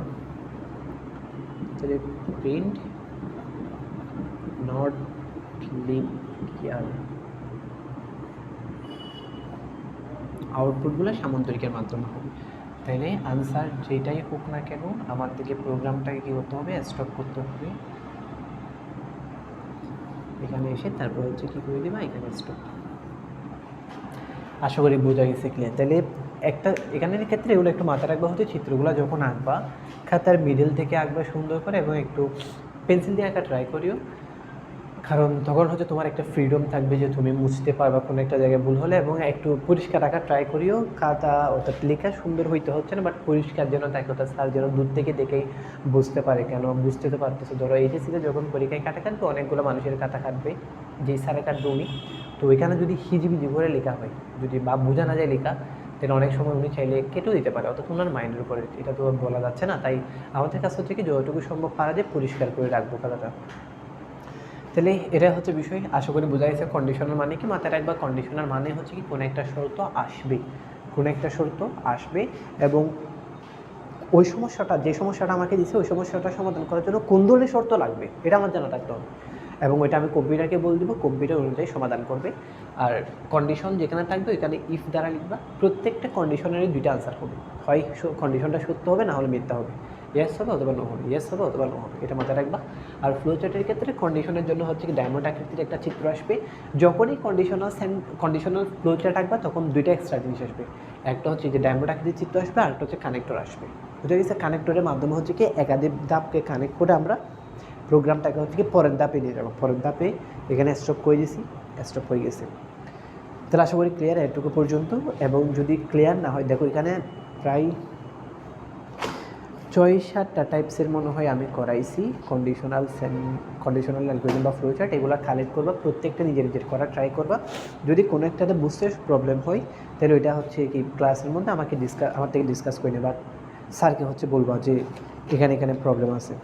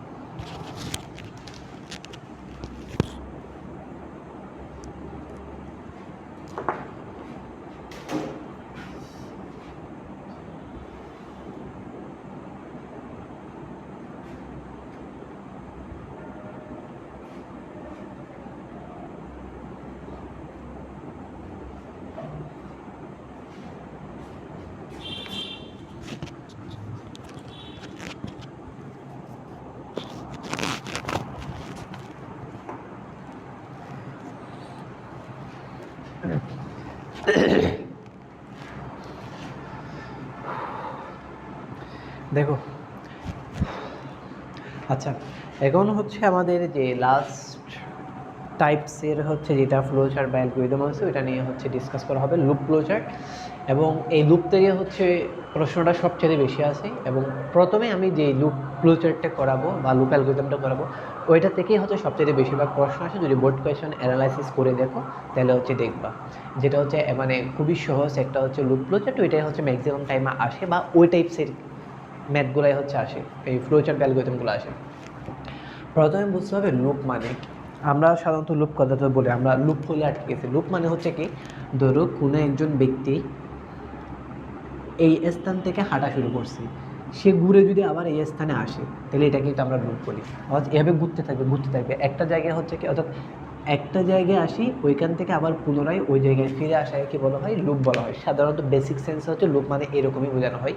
মানে হচ্ছে কি, ধরো কেউ একজন ব্যক্তি এখান থেকে ঘোরা শুরু করছে, সে প্রত্যেকবার এসে এসে আবার এখানে থাকতেছে, আবার এখানে এই জায়গাতে আসতেছে, তাহলে এটাকে আমরা হচ্ছে কি লুপ বলে থাকি। লুপ ফ্লোচার্ট মানে হচ্ছে এটা, আমরা কাজ করে করে যাব, আবার দেখবা যে হচ্ছে কিছুক্ষণ পরে আমার থেকে আবার পূর্বের কোনো একটা জায়গায় ফেরত আসতে হচ্ছে, যার কারণে এটার নাম হচ্ছে কি লুপ ফ্লোচার্ট। একটা একদম ওই যে যেটা বেশিরভাগ আসে পরীক্ষায়, সেটা হচ্ছে কি, দেখো 1 + 2 + 3 + ডট ডট ডট, ধরো এখানে প্লাস 100 পর্যন্ত দেওয়া আছে, প্লাস 100 পর্যন্ত।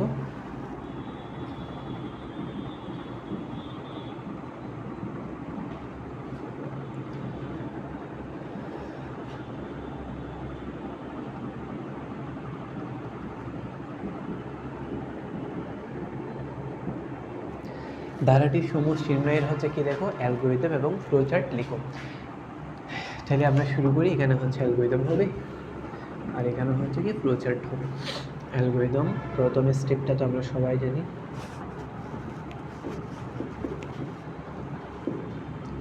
স্টেপ 1 মানে হচ্ছে কি হবে, স্টার্ট। স্টেপ 2, এখন দেখো এতক্ষণ পর্যন্ত যতগুলা ম্যাথ হচ্ছে আমরা করছি, প্রত্যেকটা ম্যাথের মধ্যে হচ্ছে ইনপুট ছিল। তোমাদেরকে বলছে হচ্ছে কি, ইনপুট আসবে শুধুমাত্র ছলক। ছলক মানে হচ্ছে কি, যার মান আমাদের জানা নাই, বা যার মানে হচ্ছে অনির্দিষ্ট, নির্দিষ্ট কোনো কিছু নয়। বাট এখানে হচ্ছে কোনো ছলক নাই, এখানে একটা ধারা দেওয়া আছে, এবং ওই ধারার মানগুলাও কিন্তু দেওয়া আছে। এখানে মানগুলা কত কত, 1 2 3, তাহলে প্রত্যেকটা ধ্রুবক কিন্তু, ছলক না।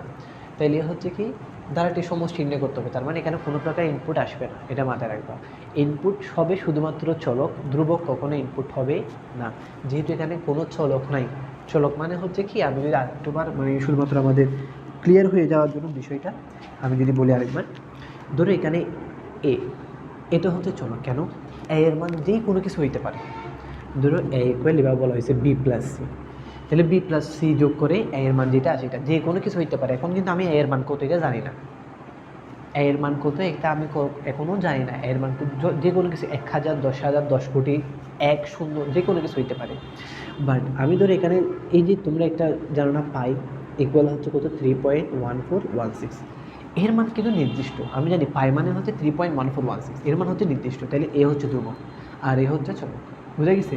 এরকম যখন চলক আসবে যাদের মান আমাদের জানা থাকবে না, ওই রকম হইলে ইনপুট আসবে। যদি এরকম পাই টাইপসের আসে, তাহলে এগুলো হচ্ছে ইনপুট আসবে। এখানেও দেখো 1 2 3, তাহলে মানগুলো তো আমি জানি, আমি তো দেখতেছি মানগুলো হচ্ছে 1, আমি দেখতেছি মানগুলো হচ্ছে 2, আমি দেখতেছি মানগুলো হচ্ছে 3, আমি দেখতেছি আমার ধারাটা 100 পর্যন্ত আসে, 1 2 3 4 এভাবে করে 100 পর্যন্ত আসে। তাহলে এখানে তো আমার অজানা কোনো কিছু নেই, সব কিছু আমি দেখতেছি, জানতেছি। তাহলে এখানে কোনো চলক নেই, এখানে সব কিছু হচ্ছে ধ্রুবক। যেহেতু এখানে ধ্রুবক, তার মানে এখানে হচ্ছে কোনো প্রকার ইনপুট আসবে না। এখন দেখো এক্ষেত্রে হচ্ছে আমাদের কী করতে হবে, ধারা যেভাবে করতাম, ধারা শুরু হচ্ছে কত থেকে, 1 দ্বারা। তাহলে নর্মালি হচ্ছে আমরা যখন ধারা ম্যাথগুলো করে আসি 9 10-এর ক্ষেত্রে, প্রথম পদকে সাধারণত আমরা এ বলতাম, বুঝা গেছে? কিন্তু এখানে প্রথম পদকে বলা হবে আই, ইকুয়াল হচ্ছে 1। ওইখানে এ বলতাম, এখানে আই বলতাম। আই বলার কারণ হচ্ছে কি, এখানে সাধারণত আই মানে বোঝায় হচ্ছে ইনিশিয়াল। ইনিশিয়ালের একদম অ্যাপ্রোপ্রিয়েট যদি অর্থ বলি, তাহলে সেটা হচ্ছে প্রারম্ভিক।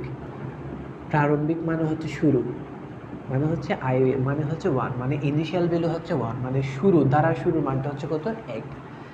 এবং এস ইকুয়াল 0, এস মানে কি মনে আছে, প্রথম যেটা করেছি এস মানে ছিল হচ্ছে সমষ্টি, সমষ্টি হচ্ছে 0। কেন কী করবো, দেখো ধারার সমষ্টি নির্ণয় করবো না, এই স্থানে কথা বলেছি। এই স্থানে কি আমি কম্পিউটারকে এখনও বলছি, অর্থাৎ আমি জানি কম্পিউটারকে সব কিছু কিন্তু বলে দিতে হয়। তাহলে এস মানে আমরা জানি হচ্ছে সমষ্টি, মানে যোগফল আর কি। তাহলে যোগ কীভাবে করবে, এটাকে আমি কম্পিউটারকে এখনও বলছি, বলি নাই তো। তাহলে যেহেতু কম্পিউটারকে বলে, কম্পিউটার কি যোগ করতে পারবে, পারবে না। তার মানে এই যে এই স্থানে যেহেতু এখনও যোগ শুরুও হয় নাই, তাহলে এই স্থানে এস এর মান হচ্ছে কত, 0। ক্লিয়ার একটু পর্যন্ত।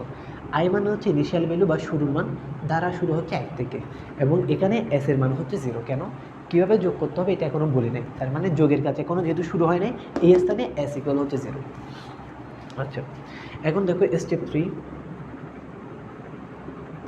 স্টেপ 3-তে দেখো ধারাটার সমষ্টি কীভাবে পাবো, S equal S plus I, I equal I plus 1।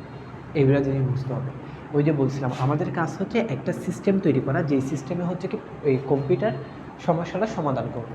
এখন এখানে দেখো দ্বারা সমষ্টি নির্ণয় করতে বলছে না, দেখো আমরা যদি নর্মাল সমষ্টি নির্ণয় করি, একের সাথে 2 যোগ করলে হচ্ছে কত 3, 3-এর সাথে 3 যোগ করলে হচ্ছে কত 6, তাহলে কীভাবে পাচ্ছি দেখো এভাবে না, S equal S plus I, এই পদ্ধতিতেই কিন্তু পাচ্ছি। এখানে মাথায় রাখবা এই এস মানে হচ্ছে কি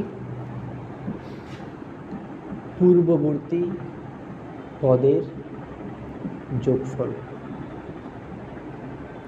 আর এখানে আই মানে মাথায় রাখবা হচ্ছে কি ধারার মান। ধরো মনে করো আমরা এবার এখানে তো এতটুকু পর্যন্ত জানছি, এখানে হচ্ছে একের সাথে 2 যোগ করলে এ স্থানে হচ্ছে কি যোগফল হচ্ছে কত 3, 3-এর সাথে 3 যোগ করলে এখানে যোগফল হচ্ছে কত 6, অর্থাৎ একের সাথে 2 যোগ করলে এখানে যোগফল দাঁড়াচ্ছে 3, 3-এর সাথে 3 যোগ করলে এখানে যোগফল দাঁড়াচ্ছে হচ্ছে কত 6। দেখবো যে এটা এই সিস্টেম ফলো করে কিন্তু হচ্ছে। এই এস মানে হচ্ছে কি নতুন যোগফল, তাহলে S equal S plus I না। ধরো হচ্ছে এ স্থানে আমি হচ্ছে কি বের করব, ওই যে সমষ্টি বের করব, তাহলে প্রথমে কি আসতেছে এস, এস মানে হচ্ছে কি পূর্ববর্তী পদের যোগফল, পূর্ববর্তী পদের যোগফল কত ছিল 0, যেহেতু কোনো যোগ শুরু হয়নি, আচ্ছা 0। 1 মানে হচ্ছে ধারার মান, অর্থাৎ যে স্থানে যে দ্বারাতে আমি সমষ্টি বের করতেছি, তাহলে এখানে দ্বারা মান হচ্ছে কত 1, তাহলে 0 + 1 ইকুয়াল হচ্ছে কত 1, তাহলে এ স্থানে যোগফল হচ্ছে কত 1। এরপর আবার আসুন S equal S plus I, আবার এস মানে পূর্ববর্তী পদের যোগফল, অর্থাৎ এখন তো আমি এ দ্বারা মান বের করবো না, দেখো I equal I plus 1, I মানে কি, আই মানে আমরা কি জানি ধারার মান, ধারার মান প্রত্যেকবার এখানে কত করে বাড়তেছে, এক করে বাড়তেছে না, তাহলে আমি বলতেছি হচ্ছে কি আই ইকুয়াল আই প্লাস 1, প্রত্যেকবার আয়ের মান কত করে বাড়বে, 1 করে বাড়বে।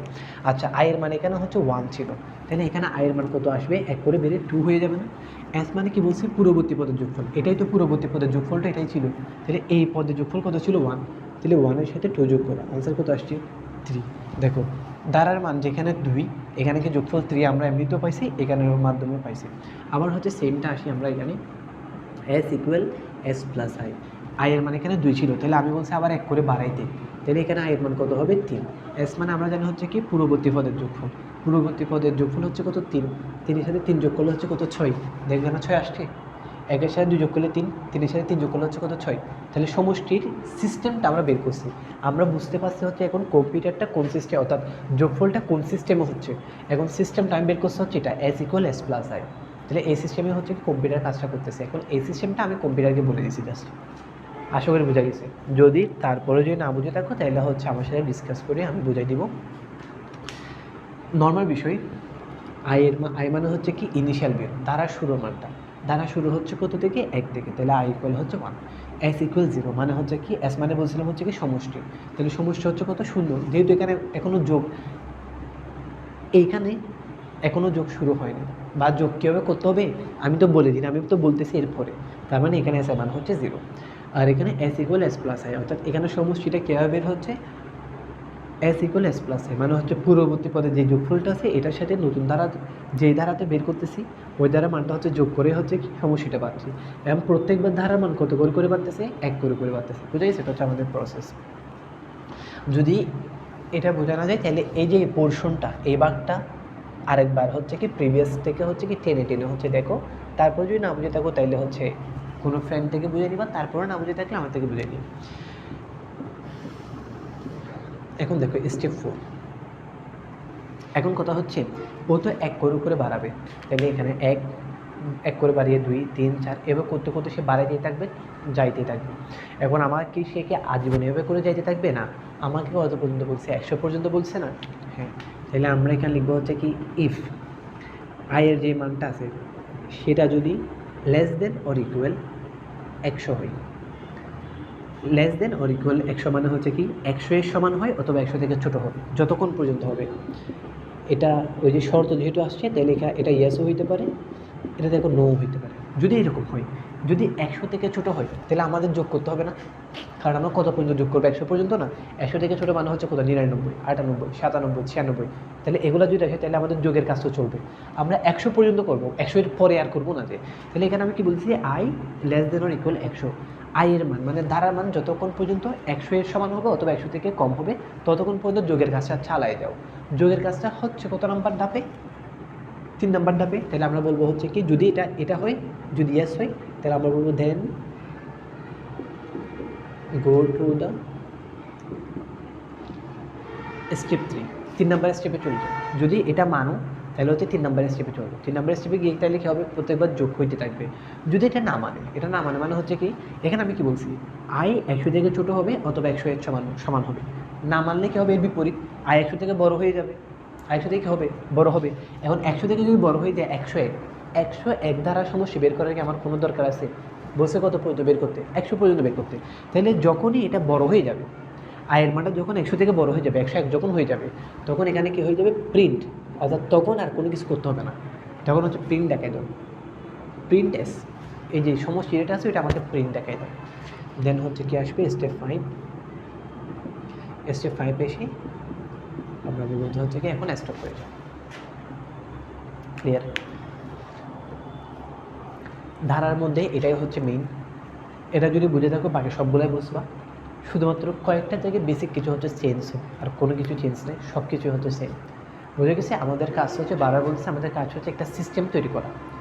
বুঝে গেছে? যে সিস্টেম অনুসারে হচ্ছে কম্পিউটারটা কাজ করবে, যে সিস্টেমের মাধ্যমে আমি আমার প্রবলেমটা সলভ করতে পারবো, ওই ধরনের একটা সিস্টেম তৈরি করা। বুঝে গেছে? তাইলে এখানে এটাই হচ্ছে বিষয়, স্টার্ট হয়েছে। আই মানে হচ্ছে বলছিলাম হচ্ছে কি ইনিশিয়াল বা প্রারম্ভিক শুরুর মানটা হচ্ছে কত, দ্বারা শুরুর মান হচ্ছে 1। এবং যেহেতু এখানে এখনও পর্যন্ত যোগ শুরু হয়নি, কীভাবে যোগ করতে হবে এটা আমি কম্পিউটারকে এখনও বলি নাই, তাহলে এস এর মান হচ্ছে এখানে 0। তাহলে এখানে আমি সিস্টেম এটা তৈরি করছি, S equal S plus I. সমষ্টিটা আমরা কীভাবে পাচ্ছি, এভাবে হচ্ছে আমরা সমষ্টিটা পাচ্ছি। এবং আয়ের মান প্রত্যেকবার কত করে পাচ্তেছে, 1 করে পাচ্তেছে। If I less than or equal 100 মানে হচ্ছে কি আয়ের মান 100 থেকে যদি ছোটো হয় অথবা 100 যদি সমান হয়, দেন গো টু দ্য স্টেপ 3-তে যাবে। মানে হচ্ছে যোগের কাজটা আবার হইতে থাকবে। আয়ের মান 100 থেকে বড় হলে আমার আর যোগ করার দরকার নেই, তখন আমাকে জাস্ট যে সমষ্টিটা বের করছো ওই সমষ্টিটা প্রিন্ট দেখাই দিও। দেন হচ্ছে কি স্টেপ 5 বেশি হচ্ছে স্টপ। দেখো এটাকে লুপ কেন বলা হচ্ছে, দেখো আমরা কাজ করে আসছি, এই স্থানে এসে আমি আবার আগের একটা স্থানে ফিরে আসতেছি না, এই জন্য এটাকে বলা হচ্ছে লুপ। লুপ মানে হচ্ছে কি আবার পূর্ববর্তী জায়গায় ফিরে যাও।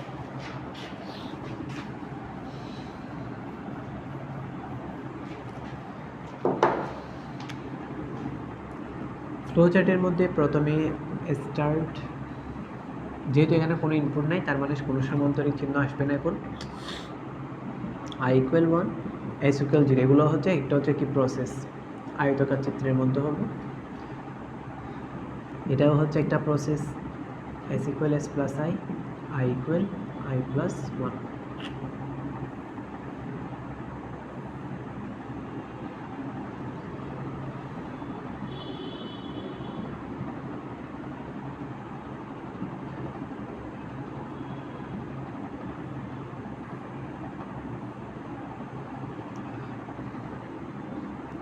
I less than or equal 100, তাহলে এটা ইয়েস হইতে পারে, কেন হইতে পারে, আয়ের মান যদি 100 থেকে বড় হয় বা ছোটো হয়, যে তোমাদেরকে একটু বলতে গেলাম, যদি ইয়েস হয় তাহলে ইয়েস হলে কী বলছিলাম এখানে, দেন গো টু দ্য স্টেপ 3, সেটা এখানে কীভাবে দেখাবো, এটা না স্টেপ 3। তাহলে যদি ইয়েস হয় তাহলে হচ্ছে এই দিকে এই ধাপে ফিরে আসবা। এখন দেখো একটা ধাপ থেকে আরেকটা ধাপে সরাসরি যাওয়া যায়, মানে হচ্ছে তুমি চাইলে এটাকে এভাবে করে এই ধাপের সাথে কানেক্ট করা যেতে পারতেছে, কোনো প্রবলেম নেই, বাট এটা অ্যাপ্রোপ্রিয়েট না আর কি।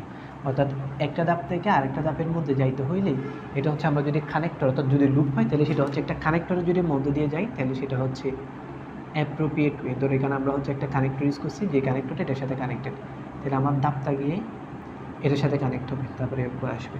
যদি নো হয় তাহলে হচ্ছে প্রিন্ট এস, দেন এখান থেকে হচ্ছে কি স্টপ। বোঝা গেছে? আয়ের মান এভাবে করে চলবে, এস ইকুয়াল এস প্লাস আয়ের মান যদি 100 থেকে ছোটো হয় তাহলে তখন হচ্ছে কী হবে, এই যে যদি এস হয় দেন গো টু দ্য স্টেপ 3, তাহলে এই যে এখান থেকে স্টেপ 3-তে আসছে সরাসরি দেওয়া যায়, এই যে কানেক্টরের মাধ্যমে দেওয়া যায়, কানেক্টরের মাধ্যমে দিলে হচ্ছে ভালো। এখানে সরাসরি চাইলে দিতে পারতেছে, কোনো প্রবলেম নেই। নো যদি হয় তাহলে প্রিন্ট এস, দেন এখান থেকে হচ্ছে স্টপ। আশা করি বোঝা গেছে। এটা হচ্ছে ভিডিও পোস্ট করে এটা একটু দেখো, এখানের মধ্যে হচ্ছে মুখস্থ করার মতো কোনো কিছু নেই, সিস্টেমটা বুঝো, কোন সিস্টেমে কাজটা হচ্ছে। আমাদের কাজ হচ্ছে একটা সিস্টেম তৈরি করা, যে সিস্টেমের মাধ্যমে আমি আমার প্রবলেমটাকে সলভ করতেছি। এবং আমি যখন ওইটা সিস্টেমটা তৈরি করতে পারবো, এটা হচ্ছে আমি কম্পিউটারকে বলে দিব বা রোবটকে বা ডিজিটাল ডিভাইস, ইলেকট্রনিক ডিভাইস, যেটা মাধ্যমে আমি সমস্যাটা সমাধান করতেছি আমি ওকে বলে দিব, সে হচ্ছে আমাকে তার জন্য সমস্যাটা সমাধান করে দেবে। এতটুকুই বুঝে গেছে। এবং দেখা গেছে হচ্ছে কি ম্যাক্সিমাম পরীক্ষা হচ্ছে এ ধরনের, অর্থাৎ লুপ ফ্লোচার্টের মধ্যে এটা হচ্ছে সবচেয়ে সোজা, সবচেয়ে সিম্পল। এই যে সিম্পল এইটা হচ্ছে কি ম্যাক্সিমাম টাইমে আসছে আর কি, এর থেকেও ব্যতিক্রম আরও আসছে, এগুলো আমরা জানবো। আচ্ছা এখন দেখো ঠিক সেমটা আমি যদি এখানে এভাবে করে লিখি, ঠিক সেম জিনিস এখানে আমি বলতেছি হচ্ছে n পর্যন্ত, অর্থাৎ তারাটা হচ্ছে এটা 1 + 2 + 3, তাহলে এটা হচ্ছে কতক্ষণ পর্যন্ত যোগ করবা n পর্যন্ত, সংখ্যক পর্যন্ত। এখন কি ইনপুট আসবে? এখন কিন্তু ইনপুট আসবে। কেন? এখানে n হতে চলক, n এর মান কত আমি জানি না, n এর মান আমি যাবো সেটা, n এর মান যদি কেউ বলে 200 তার মানে n এর মান 200, n এর মান যদি বলে 300 তাহলে 300, তাহলে n এর মান নির্দিষ্ট না, তার মানে এটা একটা চলক। যদি চলক হয় এখন কিন্তু ইনপুট আসবে। এই লুপের ক্ষেত্রে, এই ধারার ক্ষেত্রে যখন আমরা অ্যালগরিদম বা ফ্লোচার্ট করবো সব কিছু সেম থাকবে, শুধুমাত্র এগুলো আশা করি তোমাদের শেষ। শুধুমাত্র এখানে কি হবে দেখো,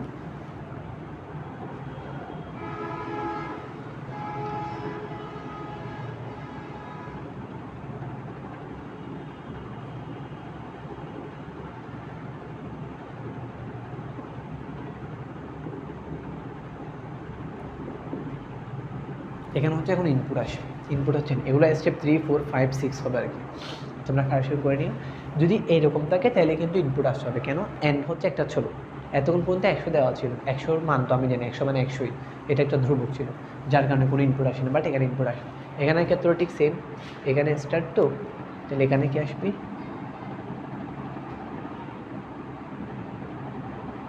ইনপুট n, এটা একটা এদের চিত্র মাধ্যমে আসবে। বোঝা গেছে? যদি এটা বুঝে থাকো তাহলে আমি আশা করবো যে বাকি সবগুলাই হচ্ছে তোমরা পারবা, শুধুমাত্র সিস্টেমটা বুঝো। সিস্টেমটা যদি বুঝো তাহলে বাকিগুলো হচ্ছে পারবা। মুখস্থ না করার ট্রাই করো, শুধুমাত্র সিস্টেমটা বুঝো।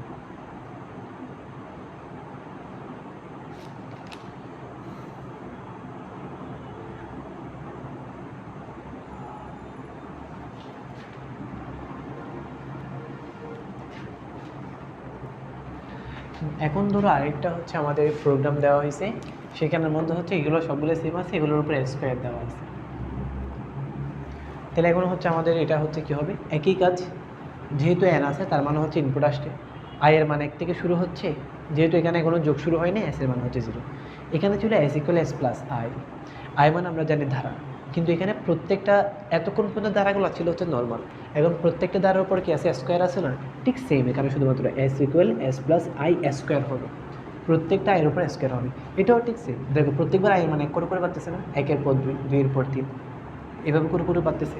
এখানে i = i + 1 এবং আচ্ছা সরি, এর আগেরটাতেও হচ্ছে কি এখানে একটা জিনিস সেম হবে, চেঞ্জ হবে, সেটা হচ্ছে i <= n হবে, এখানেও হচ্ছে সেম i <= n হবে।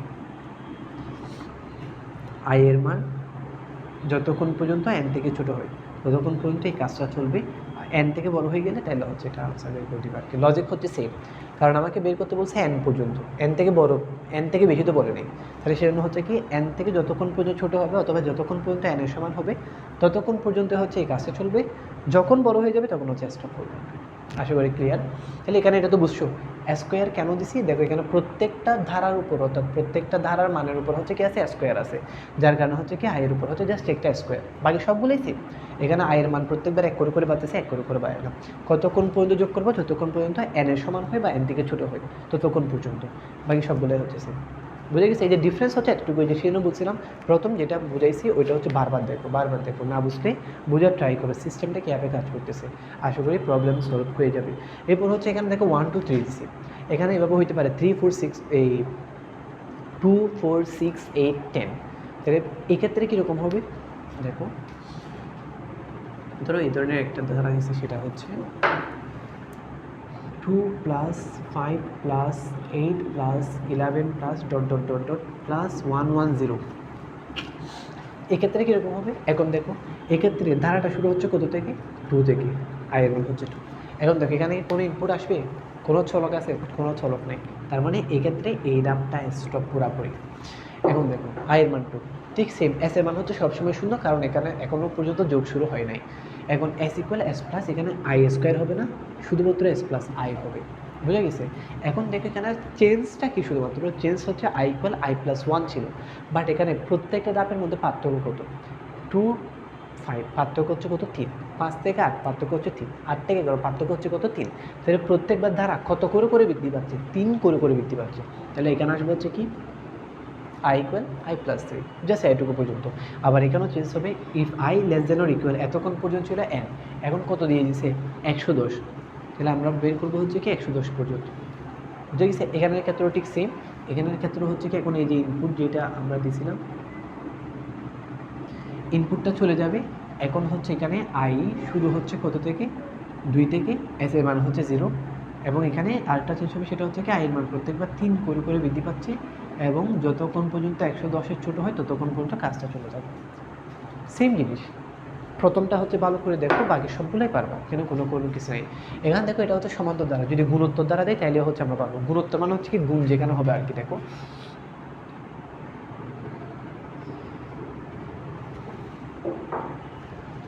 ধরে আছে 2 ফুল 4 2 8 আর 2 19 শূন্য, এখান থেকে ধরো 100 পর্যন্ত দিচ্ছি হবে। এখন দেখো এখানে হচ্ছে কি হয়েছে, i 2 থেকে শুরু হচ্ছে, ঠিক আছে, s এর মান হচ্ছে এখানে 0, s equal s plus i, এটাও ঠিক আছে, কিন্তু এখানে i এর মানটা কি 3 করে বাড়তেছে না। তুমি বলবো যে দেখো 2 থেকে 4 এদের মধ্যে পার্থক্য 2, 4 থেকে 8 এদের মধ্যে পার্থক্য 4, 8 থেকে 16 এদের মধ্যে পার্থক্য হচ্ছে কত, আবার 8, মিলতেছে না। বাট তাদের ক্ষেত্রে একটা জিনিস কমন আছে, সেটা হচ্ছে কি তারা দ্বিগুণ হারে বাড়তেছে। দেখো 2 এর দ্বিগুণ কত 4, 4 এর দ্বিগুণ কত 8, 8 এর দ্বিগুণ কত 16, মানে 2কে 2 দ্বারা গুণ করো 4, 4কে 2 দ্বারা গুণ করো 8, 8কে 2 দ্বারা গুণ করো কত আছে 16। তাহলে এখানে আমরা লিখবো হচ্ছে i ইকুয়াল, আইটা কীভাবে বলতেছে i ইন্টু 2, মানে যে আইটা হচ্ছে এর পরের ধাপে গিয়ে ওই আইটা দ্বিগুণ হারে বাড়তেছে। এখানে 2 ছিল, এর দ্বিগুণ হারে বাড়ছে, মানে 2 দুগুণে 4 হয়েছে। এখানে 4 ছিল, এর দ্বিগুণ হারে বাড়ছে, মানে 4 দুগুণ 8 হয়েছে। এখানে 8 ছিল, দ্বিগুণ হারে বাড়ছে, মানে 8 দুগুণে 16 হয়েছে। বুঝে গেছি? তাহলে এটা কতটুকু পর্যন্ত আসবে, যতক্ষণ না পর্যন্ত কি হয় 100 হয়। বুঝে গেছে? বাকি সবগুলোই হচ্ছে সেম। এই অনুযায়ী হচ্ছে কি ফ্লো চার্টটাও হচ্ছে আমাদের ট্রাই করতে হবে। বুঝে গেছে? এই আমাদের হচ্ছে পঞ্চম অধ্যায় থেকে একটা প্রশ্ন তো মাস্ট, খ এর জন্য হচ্ছে পড়তে হবে গাইডের মধ্যে যেগুলো দেওয়া আছে এগুলো অনুধাবনমূলকগুলো পড়বা। গতে সাধারণত প্রশ্ন আসা হচ্ছে কি, গতে হচ্ছে তোমার অ্যালগরিদম বা ফ্লো চার্ট যে কোনো একটা আসবে, গতে হচ্ছে প্রোগ্রাম আসবে। প্রোগ্রাম আমরা তো আজকে ক্লাসে আলোচনা করি নি, প্রোগ্রাম আমরা হচ্ছে পরে আলোচনা করব। এখন অ্যালগরিদম এবং ফ্লো চার্টের ক্ষেত্রে ওই যে তোমাদেরকে বলছিলাম 3টে টাইপসের আমরা হচ্ছে পড়ছি। একটা হচ্ছে সিম্পল বা লিনিয়ার, তারপর হচ্ছে পড়ছে হচ্ছে কন্ডিশনাল, এখন পড়ছে হচ্ছে লুপ। সবচেয়ে বেশি হচ্ছে লুপ, বাট কন্ডিশনাল যে আসে না এমন কিন্তু না, কন্ডিশনালও কিন্তু আসে। কন্ডিশনালের ক্ষেত্রে সবচেয়ে ইম্পর্টেন্ট হচ্ছে তোমাদের যেগুলো পড়েছি, একটা হচ্ছে অধিবর্ষ, এরপরে ছিল হচ্ছে তোমার দুইটা সংখ্যার মধ্যে কোন সংখ্যাটা বড় বা কোন সংখ্যাটা ছোটো, দুইটা সংখ্যার মধ্যে আসতে পারে, তিনটা সংখ্যার মধ্যে আসতে পারে, জোড় বা বিজোড়। এক কথায় নোট খাতার মধ্যে যা পাবা, এখন নোট খাতা যার থেকে তার থেকে কালেক্ট করলে হবে না, এমন একজন থেকে কালেক্ট করবো যার কাছে প্রত্যেকটা নোট আছে, প্রপারভাবে আছে। বুঝে গেছে? এবার নোট খাতায় যা আছে প্রত্যেকটা জিনিস প্র্যাকটিস করে দেবো, আশা করি কোনো প্রবলেম পাইতে হবে না। অর্থাৎ এখানে যা যা করানো হয়েছে, নোট খাতা থেকে যা যা কোয়েশ্চেন পাইছো এগুলো যদি সলভ করে যাও, পরীক্ষায় আশা করি কোনো প্রবলেম হবে না, সব কিছু হচ্ছে অনায়াসে পারা যাবে। বুঝে গেছি? আর এখানে হচ্ছে লুপ ফ্লো চার্টগুলো একটু ভালো করে দেখবা, এখানে আরও কয়েকটা টাইপসের লুপ ফ্লো চার্ট থাকতে পারে, এগুলো হচ্ছে কয়েকবার করে প্র্যাকটিস করবা, আশা করি কাজ হয়ে যাবে। অর্থাৎ প্রথমে প্র্যাকটিস করো, যদি এরপরও এই পুরো ক্লাসটা দেখার পরে 2টা পোর্শনে ভাগ করা হয়েছে, আমি জানি না তোমাদের কাছে ক্লাসটা এখনও কীভাবে ডেলিভার হবে, মানে 2টা পোর্শনে 2টা ভাগে ভাগ হয়ে যাবে নাকি একটা ভিডিওতে চলে যাবে, যেভাবে হোক পুরো ভিডিও সবগুলো দেখার পরে প্র্যাকটিস করো। প্র্যাকটিস করার পরে যদি না বুঝো তোমার ফ্রেন্ড থেকে বুঝাই নাও, তারপরে যদি না বোঝো তারপর আমার থেকে বুঝাই দিতে হবে। যেহেতু তোমাদের টাইমটা এখন আর কোনো বেশি দিন নাই, তাইলে হচ্ছে আসলে বসে থাকার সময় নেই, কারণ আইসিটি হচ্ছে তোমাদের যা আছে এখান থেকে মোটামুটি সবচেয়ে সোজা, যেটা হচ্ছে শেষ করা যাবে তাড়াতাড়ি। তো এটা শেষ করে ফেলে তোমাদের জন্য হচ্ছে বেনিফিট, কারণ হচ্ছে তখন তোমরা অন্যদিকে হচ্ছে টাইমটা দিতে পারবা, অন্য সাবজেক্টের উপর টাইমটা দিতে পারবা। ঠিক আছে? তাইলে হচ্ছে আজকে এটুকু পর্যন্তই। যা করানো হয়েছে, যা পড়ানো হয়েছে, প্রত্যেকটা জিনিস ভালোভাবে প্র্যাকটিস করো, নিয়মগুলোই ফলো করি। অর্থাৎ আমাদের বেসিক কাজ হচ্ছে সেম। কম্পিউটার সেটা হচ্ছে একটা আর্টিফিশিয়াল যন্ত্র, যেটা আমরা তৈরি করছি। আমি একজন মানুষ, আমাকে যদি কোনো কাজ দেওয়া হয়, তাহলে আমার সেন্সের মধ্যে ওটো চলে আসবে যে কীভাবে কাজটা সম্পন্ন করতে হয়। বাট কম্পিউটারের ক্ষেত্রে এটা আসবে না, এটা আমাদের থেকে বলে দিতে হবে। এই যে প্রত্যেকটা ধাপ যে বলে দিচ্ছি, এটাকে যখন আমি ধাপে বলে দিচ্ছি, এটা হচ্ছে অ্যালগরিদম। যখন কোনো চিত্রের মাধ্যমে বলতেছি তখন এটা হচ্ছে কি ফ্লো চার্ট হয়ে যাচ্ছে, বোঝা গেছে। আর আমাদের কাজ হচ্ছে একটা সিস্টেম তৈরি করা, কম্পিউটারকে সিস্টেমটা তৈরি করে আমি কম্পিউটারকে দিয়ে দিব, ওই সিস্টেম ব্যবহার করে করে সে প্রত্যেকবার আমার সমস্যাগুলো সমাধান করবে, জাস্ট এইটুকু, আর কোনো কিচ্ছু না। এখন সেই জন্য আমার থেকে তো সিস্টেমটা সম্পর্কে জানতে হবে, এটা হচ্ছে মেন বিষয়। ওই যে অধিবর্ষ বের করতে হবে, হ্যাঁ ঠিক আছে, অধিবর্ষ বের করতে হবে, অধিবর্ষ বের করার সিস্টেম কোনটা, কন্ডিশন কোনটা, এটা আমার থেকে জানতে হবে। যদি এগুলো আমি জানি, এগুলাই আমি কম্পিউটারকে বলে দেবো কাজ শেষ, কাজের এটুকু বেসিক জিনিস, অত প্যারা নেবে না। জাস্ট নর্মালি হচ্ছে যা পড়ানো হয়েছে একদম সুস্থ মস্তিষ্কে বসে ঠান্ডাভাবে হচ্ছে প্র্যাকটিস করো, আশা করি হয়ে যাবে। ঠিক আছে, আল্লাহ হাফেজ। এটুকু পর্যন্ত, যদি কোনো প্রবলেম থাকে যেভাবে বলছে এভাবে সলভ করিও, যদি তারপরে সলভ না হয় তাহলে হচ্ছে আমার সাথে হচ্ছে ইনফর্ম করো বা সুরজ স্যারের সাথে হচ্ছে ইনফর্ম করো। ঠিক আছে, আল্লাহ হাফেজ, আসসালামু আলাইকুম।